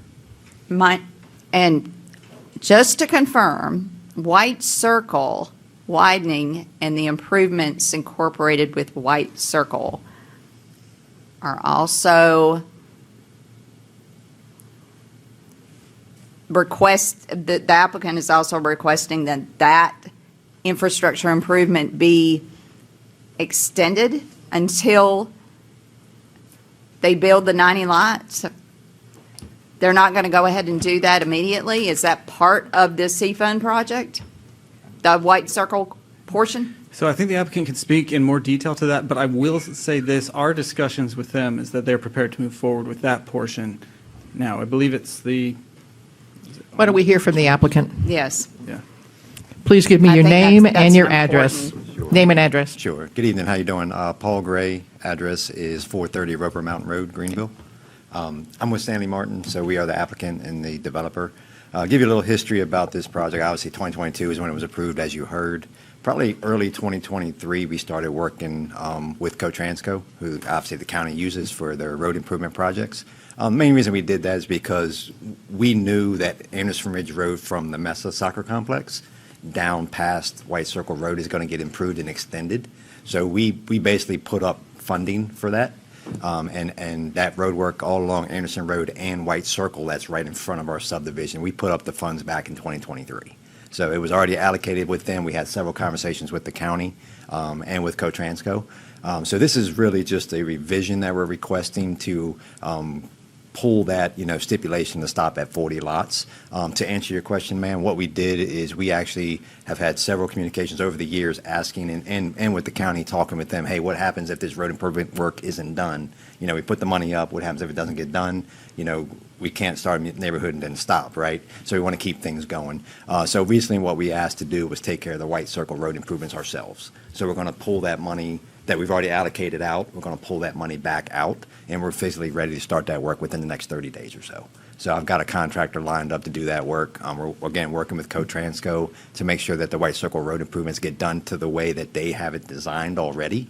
And that's what we're going to do as far as the improvements. So you're going to go ahead with the road improvements, is that correct? On White Circle Road. On White yes, Circle ma'am. Road. Yes, ma'am. So what that's going to do, you can see on your Sure. exhibit there where it kind of's got a goofy angle. Yeah. So we are going to we're working with Cotransco and their engineers to get the road alignment the way that they want it ultimately. Mhm. And we're working with them to set the storm drain infrastructure where it makes sense, to get the drainage to flow where it makes sense, and works with their road improvement works on Anderson Ridge. And where are the additional units that you want us to approve at this point? Yes, ma'am. So this, right now, to the very north of the screen is a pump station in the very back corner. It's pretty much straight north where your cursor was just about on it a second ago. Right there. That Okay. is a pump station back there. So the whole site, gravity's back there. And then force mains out and across Anderson Ridge Road. So the next section is already paved back to that pump station. There's going to be about 45, 47 lots to get us to that 90 or 91 lots from there. So it's going to be in the back section. So, And once to again, an- what would the benefit be to you? Just additional permits. We've got, I think, 40 or 43 permits right now that we're able to apply for with the first recorded plat. So this will allow us to record an additional, I think it's 47 units, 47 lots, to keep our, just so we don't, what we call gap out, so we don't have to stop building in the neighborhood. Okay, because you were originally approved with the 40 lots, is that correct? Yes, And- ma'am, that is correct. That And is what, correct. did it turn out to be more expensive than you anticipated, or? No, this was timing? this was just a delay on the infrastructure work. Again, back in '23, we put up $2.5 million. Good. We wrote a check to Co-Transco and said, here we go, we're going to fund this road improvement work. And because the county has a lot of improvements, road improvements, maybe some schools, things like that, just have been higher priority. So, and I know Jeff with Co-Transco is here if you'd like to ask more detailed questions about the delays, but. And you'd like to have an additional, how many units? We'd like to plat our next phase, which is, it takes us to 91 lots, I believe is the total number of lot count. And then from And there. that way you wouldn't have to do any of the road improvements until those 91s No, were we're all going to do platted? the White Circle Road You will? improvements regardless. Okay. We're just asking to not have to stop at the 43 at this point, and we're going to do the White Circle. And talking with Jeff with Co-Transco, he's basically expecting that work to start on Anderson Ridge Road within about the next 3 to 6 months or so anyway. And you have the funds to be able to do that? Yeah, they already have the funds. Yes, ma'am. Yes, ma'am. Any other questions for? Madam Chair. Please, Mr. Parham? So where you're planning on doing work yourselves, not as part of the C-Fund project, you guys are planning on doing the White Circle Road. How far are you doing that? The whole entire White Circle Road improvement. So what it's going to do, it's going to come in more of a 90-degree angle at Anderson Ridge Road. And Okay. it's going to go down through what you see is platted, which is the white lines. That's the first entrance. It's going to continue straight down White Circle past our second entrance, and then they've designed a cul-de-sac to go there. So we're going to do all of that road improvement work. So I wish I had a pointer here, but so where it says the word White Circle abbreviated, Yes. that's all the way, there, Yep. all the way down? Right about there. That's Okay. correct. Okay, yeah, I went to about that point, turned around. That's correct. So the second entrance is not curbed and paved yet. That's our final Right. section. Okay. So the only way in through pavement is where you mentioned where it says Right, I White drove out there in all the rain the other Yes, sir. day, so your plan then, what you're asking for us to approve is that allow you to go ahead and do the White Circle, and once you're done with White Circle, you would then start on the other 40-something to get to 90-something. So what I'm asking is for the lots to not be capped out at 40 lots, because I truly feel that it was not a Stanley Martin issue. It's not us just saying, we don't want to do that road work. Like, we put up the Okay. $2.5 million, so we want to keep going. Because, I Right. mean, if I could have done that work or had that work done in 2023, we would have, because that's How- when we put the money in. How long do you think it's going to take you guys to do that? Us to do our White Circle part, Mhm. a couple months is if we get good dry weather, and we're at a good time of the year, so hopefully it'll be a dry Okay. summer. I would expect it to be by fall or so. And how many units do you have built out now? We probably have 35-ish. Okay, okay, Yeah, 30 to 35, something like that. I know we've sold probably close to what we have platted. okay. So And when Yeah, I are think those, you've when are always those done folks good. going to be moving in? our first closing is the end of July, I believe. So that'll be the ones up right along White Circle Road. And then So- on White Circle, are you going to continue with the dotted line? When are you going to continue that dotted line? The dotted line, I believe, is an old easement or old easement that was there. So, yes, sir. I think it's part of the county old landfill that used to be there, maybe. Mhm. Oh, that's not part of our. That's not part of yours? Very good. To the old landfill. That's what I wanted to know. Oh, yeah, the drone or whatever. Yeah. The drone place. And actually, the road improvement work actually has access to the county's property there, the recycling center. So the cul-de-sac gives them a new access off of there, like a second access off of there. Yeah. Any other questions for the applicant? I've got a couple. So, Mr. Gray, if you'll remember, we had that conversation, one of those opportunities when Parker Summit was denied. Yeah. Because I live about a mile from here as the Yes, ma'am. crow flies. Yes, ma'am. White Circle is shown on the preliminary plat as 14 feet wide. Yeah. It is the main road back there. It's not 14 feet wide because I drove on it with my truck and my truck almost filled up the whole width. That's right. How can we consciously think that, I know just because you get permits for 80 lots or 90 lots doesn't mean you're going to have 90 homes built. Yes, ma'am. I know how that works. Yes, ma'am. But let's just say at the 91st lot mark, you've got 40 homes sold and people have moved in. We're talking 40 cars per peak hour trying to access White Drive or White Circle in its condition, and I can't consciously see how that's safe. I mean, I understand the Anderson Ridge Road improvements and the delay in that, and it's, we know the wheels of government and everything that works with that goes slow, and I appreciate everything Stanley Martin has contributed. But I think White Circle needs to be improved before any more lots before permits are granted to do any more lots. I just Sure. really believe that. No, and I don't necessarily disagree with you, because Okay. I think the timing is going to work out that way, because right now, so we probably have a couple weeks of finalizing the plat. Okay, we'll start there. Once we approve the plat, it takes 6 weeks to get addresses and tax maps. So let's just call that about 2 months, okay? And then from there, we have to apply for a permit, which takes about 4 to 5 weeks. So we're at 3 months already. Again, I said within 30 days, we're starting that road. I expect to have it done by August or September. So the timing is going to work out about what you're saying. So we may have a few homeowners there, and I don't disagree with you, and that's the main reason we've been pushing for this road work to get done. So could Sure, we from a marketing amend- standpoint, right? Could we amend this reconsideration and state it to where the White Circle components have to be completed before the additional, as the initial requirement was, 40 lots. However, the Anderson Ridge Road related improvements can be, delayed until what was requested. Can we do that?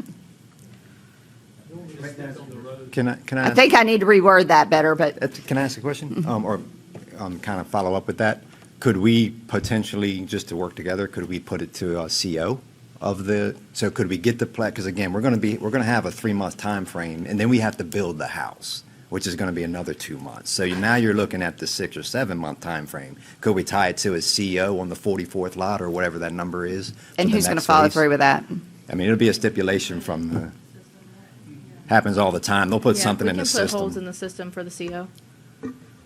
It happens the a lot to permitting us, side. believe it or not, unfortunately. All right, and I'm going to come up there every week and count your lots. No. I'll give you my business card, and you can Right up in the call golf me cart anytime. and count your lots. Yes, ma'am. The rest of us will probably be there as well, so. Yes, ma'am. Yeah, like I said, this is nothing that we're trying to do, just to get by with anything. We're trying to do our part and keep things moving. We got $8 million worth of infrastructure. Yeah, out this there is already going to be a nightmare for the Yeah, I people mean, in my area. And you've seen the neighborhood. I mean, we're trying to make it really great, and we've it's- actually got an easement to do a trail over to the Mesa complex with, Ugata and things like that. So we're really trying to do our best we can. We're not trying to make anything over on you guys. The improved White Circle is 24 feet wide.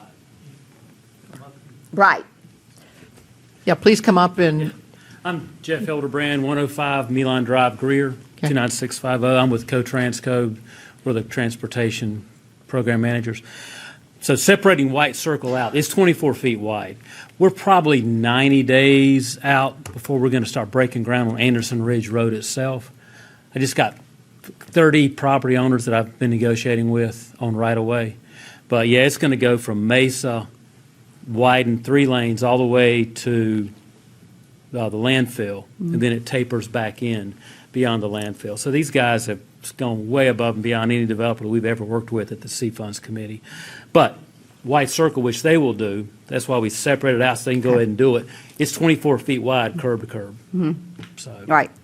I think the big concern is that you have homeowners that are going in there, and a 14-foot wide road is just not going to cut it. So I think that's what our Yeah. biggest concern is as Right, planning right. commissioners. But we will be on the main road within 90 days. So they can block traffic so it can't get into the subdivision. We'll never block. Or they can't, or they block my road. Yeah, so it'll be 3 lanes all the way from Mesa to the landfill. Yeah, And very astute, Ms. Phillips. We won't close Anderson Ridge. That's a good idea. That's a good idea. That's a Which good road idea. is that? Oh, yeah. Sorry. Any other questions? Problems, concerns? May I have a motion, please?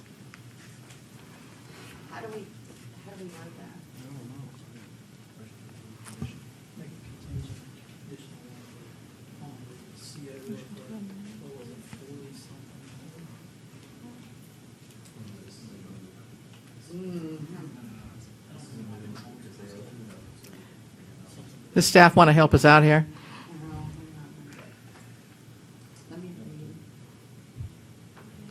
So, as of right now, it was, or prior to this meeting, it was approval with condition. Right. Now that the door was open to reconsider, now a new motion is to be made for either approval, straight out approval, I hate to say the word, denial, or approval with a new condition or set of conditions. So if you wanted to, if it was to approve, then it would be with the conditions of whatever that is for White Circle, tied to the certificate of occupancy on the, I think it was the 44, 41st, 40, I don't even know what number that was. So we've got 43 just because the way it worked out. So 44th lot, so, I mean, and we can put that in the system. So, I mean, it's up to 91 lots for phase two. I think that probably covers it. I think where our big concern is that homeowners moving into a 14-foot wide road, which just doesn't make it. So do you But want to? they did get to 43 lots. I understand. Let's look forward, Ms. Phillips. Who wants to put a motion together? I'm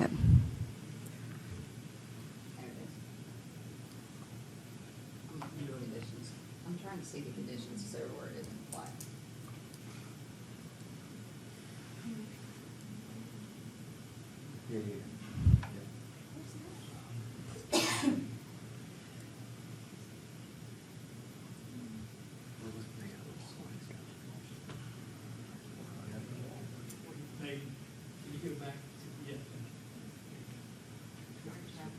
Not sure if we had other conditions.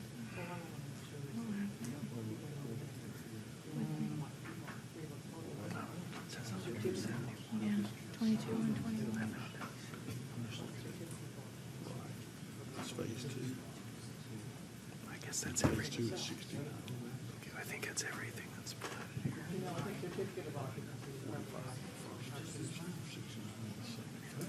No.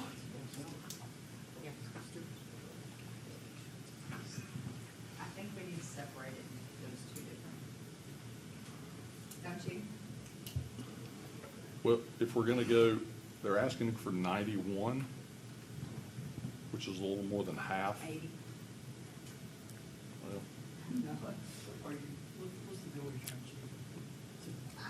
I just want to make sure White Circle's done before more than 40 homes are moved into. Yes, ma'am. And like I said, I mean, from the marketing perspective, right? I mean, our goal is to get it done. I wish it was done. I wish it was done. Yeah, I wish it was done 2 years ago. You know, Jeff and I have had this conversation. So, I mean, again, as soon as I can get the permits, and we're working with the county to be able to get that White Circle permits, and we've already got the easements with each other. So, our goal is to get that in and get that going as quickly as possible. So.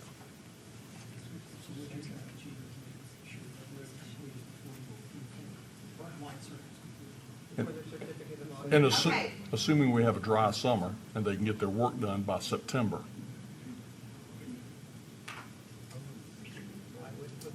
I mean, you know, at least they're well on their way by then. Paving season ends in November. Madam Chair, Mr. Matasiewicz, go ahead. since the wording is so graciously put up on the screen now, I'm going to make a motion that the condition be revised to the language that is shared on the screen at this time. Do I have a second?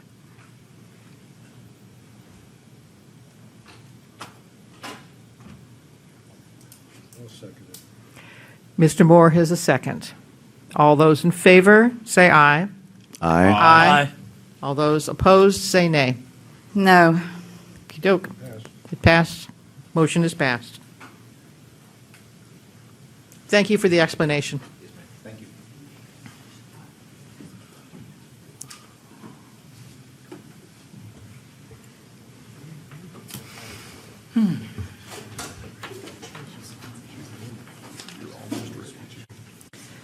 Onward and upward to the planning report. All right, thank you, Madam Chair. So I'll try to keep this brief for us tonight. I know we've had a long meeting. This is Mr. Draper Carlson. That's right. Carlisle, sorry, pardon me. That's right. I'm wacky. Yeah, Carlton. He'll agree. I'll just answer to it. It's fine. All right. So earlier this month, the Comprehensive Plan Review Subcommittee met for our first meeting to discuss moving forward with the proposed amendments to the comp plan.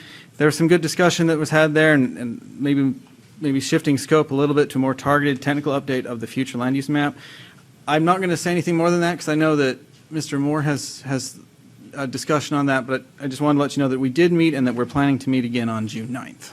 So the Mountain Creek Overlay District is still moving forward. There are some minor changes from the dates you have in your report. So the public hearing will be on July 20th with first reading to council on July 21st, and then it'll come to you all here at Planning Commission on July 22nd. That's the plan. It will be followed up by going to P&D on August 3rd, and then the second and third readings that are in your report remain the same. So it should be done by September. That's the target for that. As far as transportation planning, GPAT staff, and in conjunction with a lot of the other planning staff, have been holding their meetings for the LRTP throughout the GPAT study area. Those have been very productive. We've received a lot of good feedback from the community. We also have a survey online as well as a virtual meeting. So if you know people who would like to contribute and didn't get a chance to attend one of the meetings, that is still available online, and we can provide you those links to share with people if you would like. There will also be a GPAT's Policy Committee meeting at the end of the month just to address items needing action before the end of the state fiscal year on June 30th. So that's coming. And then also, if you noticed in your director's report, there was a new map that illustrated locations of building permits that had been issued. I'd like to thank Jonathan Hanna, our long-range planning manager, for helping put that together, and that will be an ongoing addition to the planning report. So you'll see where items are being built and permits are being issued going forward. But those building permits are not necessarily like new. No. They're everything. Yeah, they're everything. It's just It shows how busy you are. Right. It's a snapshot of everything that's going on. Right, for the month, exactly. And then one final note, staff and Ms. Phillips attended the Fire Marshal's Roundtable last Tuesday. We had a good discussion with them about some new software that we're implementing for plan review, as well as encouraging them to continue to participate in the SAC process. It was a very productive discussion. We're glad you could attend with us. So. Oh, yeah. And then we also have a new staff member that you get to meet tonight, another one. Sarah Lyons has joined our subdivision staff as a Planner 1. She's been with us for about a month now, doing great.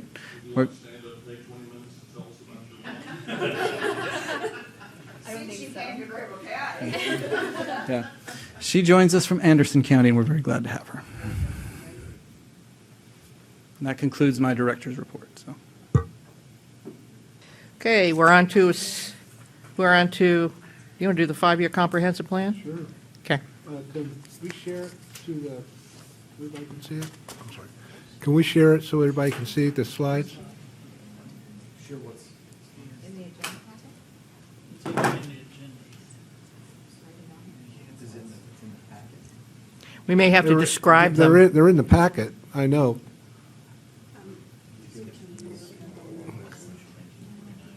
Pardon? Did we do a resolution 49? It's old business. I'm sorry, did we neglect the ever-popular resolution number 1949? I think we did. Old business. If you would like, we did neglect it. We can address that while we pull up the PowerPoint. Okay, that might, good. That might be a good thing. Yeah. This is more for information than anything. What happened was after we presented this resolution to you all and P&D, we received some additional information from Metro that there were a couple of minor changes in the text that they were requesting. It's nothing substantive, nothing to the data, the number of septic units or sewer units that were presented to you. But there were a couple of changes on page 6 that just clarified the relationship of Metro and REWA to some of the former sewer authorities in the area that were absorbed by Metro. And then on page 9, there were also a couple of minor changes that addressed how Greenville County and REWA and Metro are working together, how service capacity is dealt with, so on. Again, it's nothing substantive. For the data that we presented is just minor corrections that Metro requested, and since you had just approved it and P&D had just approved it or heard it, we wanted to make sure you had a chance to see it And if you're okay with it, vote to send it back to P&D so they know about these changes as well. I guess they didn't offer to reduce the hookup fees to the houses, did Oh, they? no, that went No, that up. was not made. As long as you add dates to it, I'm good with that. Okay. So do we have to re-vote on that or approve it? If you would, just to send it back to P&D. Okay. All right, who has a motion? I make a motion that we approve sending of resolution number 1949 as amended. With updated dates. All those in favor say aye. Aye. Those opposed? Very good. It's so passed. Okay, let's go on to the 5-year comprehensive plan update. Oh, good, you got it. Well, I thought you had it. Oh, we're good, Yep. Do we need to back and fill a little bit here? Here we are. That text. I'm going to go through what the team's done and where we want to go with you all's approval. I'm going to give you some background, some of the discussion we had, and I'm going to finish up with a motion. Background is, subcommittee was formed, we have staff and planning commission members present. Initially, we were looking at prioritizing the goals and objectives. If everybody recalls, UDO was in there. There were numerous goals and objectives to make them actionable, measurable, and accountable. Time goes on, and we had a joint planning commission and council workshop. I think we're all familiar with that. It was led by legal representatives from Columbia and elsewhere in South Carolina. The focus was on the comprehensive plan, the zoning ordinances, and land development regulations. Can we have the next slide, please? And the comprehensive plan was prepared about every year, but has to be updated every 5 years. But I want to make it clear, it appears that the comprehensive plan has to be done every 10 years, but it can get done much earlier if you choose to do so. Next slide. Next slide, I'm sorry. No worries. Best practice that we learned in the comprehensive plan is like the Constitution, with the zoning ordinances, land development regulations, should match, I'm going to use several words, match, link, or support, or inform, depending on which lawyer was talking to us, with the comprehensive plan. Zoning ordinances and land development regulations flow from the comprehensive plan. Should. The consensus among the planning commissioners and council was we have a bunch of work to be done because right now what we have does not link, inform, or any of those things. In our discussion, it came up the state code 629-340B. This another slide. Next slide. The Planning Commission is to revise periodically plans and programs for recommendations to council. So we have the authority as planning commissioners to recommend changes. As a result, we discussed which was the priority. Was it the objectives or was it the comprehensive plan to get it right? Because we didn't think people wanted to sit around and wait till we did another comprehensive plan in 2 or 3 years. The existing update has not changed. The critical chapters that focus on growth are the future land use map and the area classifications. Those are critical pieces of the comprehensive plan that drive the zoning ordinances and the LDRs. Our existing comprehensive plan is 6+ years old and due to begin new development about a year or two. So we're not too far off from having to start this all over again. To match, link, or support or inform the zoning ordinances, land development regulations now could result in redoing them in a couple of years if we tried to link what we have now with what the ordinances are.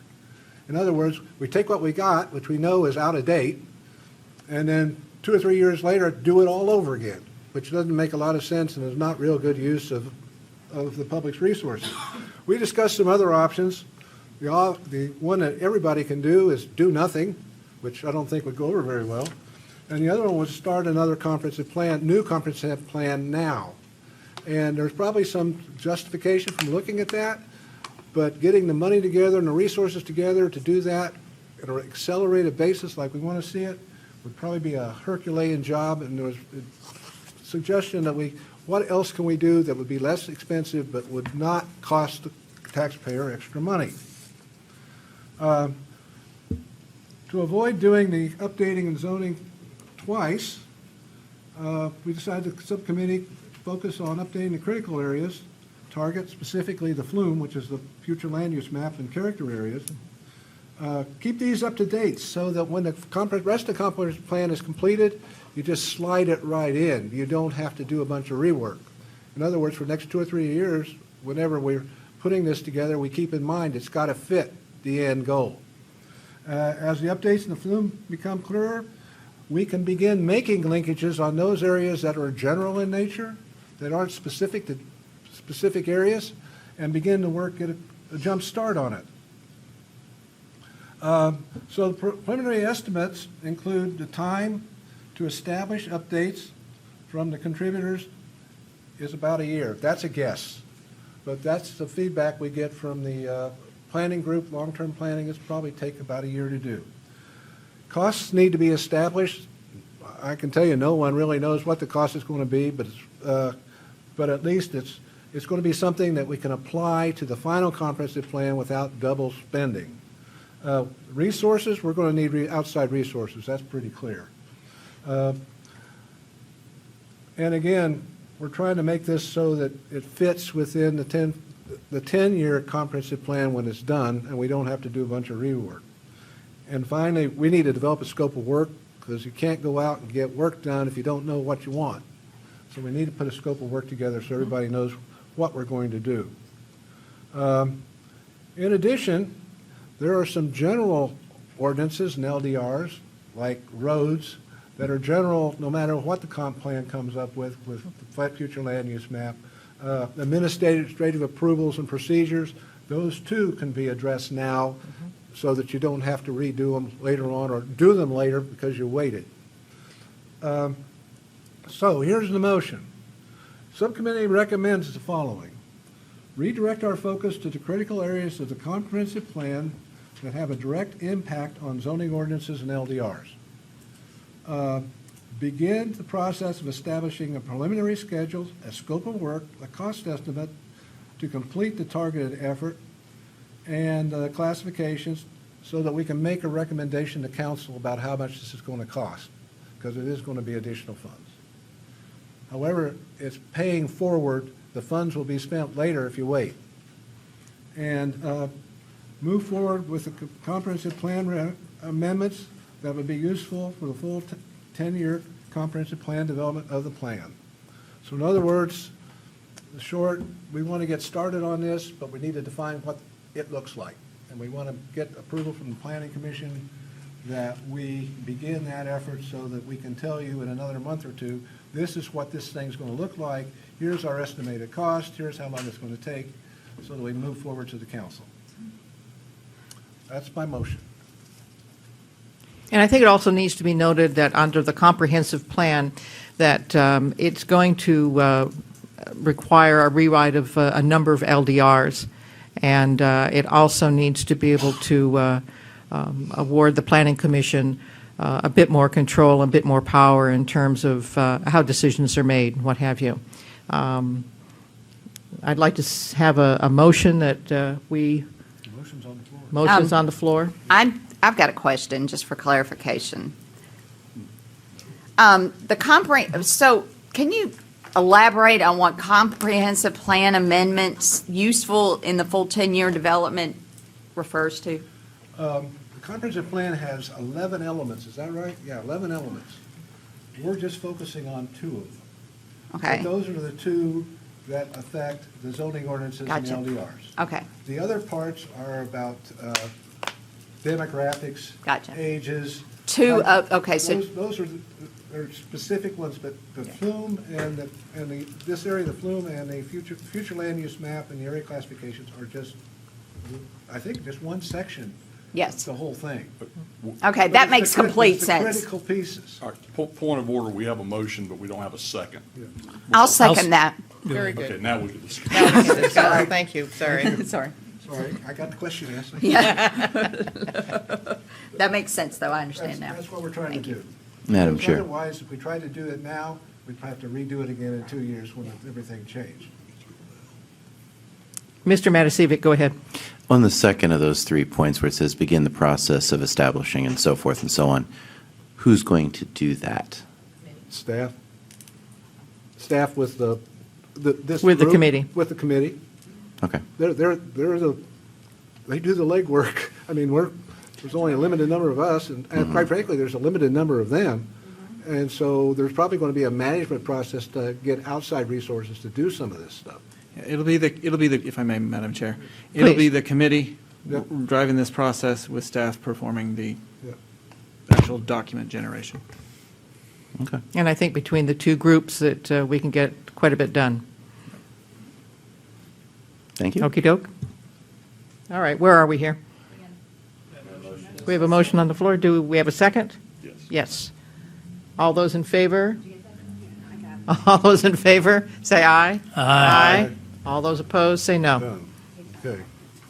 We're passed. Tried to close it quickly. You did great. Okay, we have the Planning Commission Service Recognition Awards.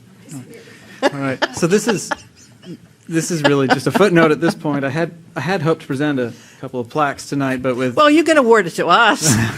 well, they're specifically Choose tailored your- to choose your Chairman person. Bickle and Mr. Hemmons. In any case, staff would like It's to... only 8:16, and we've only been here for how many hours? Right. In any case, staff would like to recognize Chairman Bickle for his 10 years of service and Mr. Hammond for his 6 years of service. Hear, Like I hear. said, we have plaques and a little memento of recognizing their service, and we'll make sure they receive those. And if they're still Thank you. listening, Yes. Yay! So anyway, we Okey-doke. appreciate their service and their time and sacrifice to Absolutely. hang out with us here. All right, we'll go to the next one, which is the Planning Commission Chair and Vice Chair elections. We have our official ballots. How do we want to handle this? Well, I think Fill it out. I'm supposed to. Jim's chair. Go. I think I'm chair, I think. Go. We're going to open the floor for elections of the chair and the vice chair for next year, starting in June. The floor's been, it's been open for nominations for the last 2 or 3 months, and we've gotten nominations for both chair and vice chair. Right now, the nomination for chair, the only one we have is John Holland. However, the floor is open for additional nominations before we close it, and then I'll move on to vice chair, and then we can vote. Any more nominations? Okay, I say the nominations are closed. Moving on to vice chair. We have 2 nominations in play, Corey Parham and Janelle Phillips. Floor is open for additional nominations. Mr. Moore, Yes. I would like to respectively decline. I don't know who nominated me, I appreciate it, but at this point, I'd like to decline that nomination. That leaves us with 1 nomination for vice chair. And as I understand it by Robert's rules, by acclamation, John Holland is the new chair and Janelle Phillips is the vice chair. I yield to the chair. If I may, Madam, or Mr. Moore, whoever, the nominations for vice chair do need to be closed. And then Oh, I I'm do sorry, believe, I I failed to do close. believe votes need to be taken on both positions, formal votes. and stuff. I screwed up. Yeah, I'm supposed to close them, and then by acclamation, chair and vice chair. You don't need the ballots because there's no voting. But in case there was, we had the ballots. Okey-doke. So we're closed on the election? Yes? All right, so, motion to adjourn? You need a motion to accept Oh. nominations by acclamation. I need a motion to, I move that we accept the chair and vice chair results by acclamation. very good. We have a second? Come on, Corey, give us a second. Very good. All righty, very good. All those in favor, say aye. Aye. Those not, say nay. Good, we're out of here. And get planning workshop tomorrow. planning workshop. We are so adjourned. Thank you.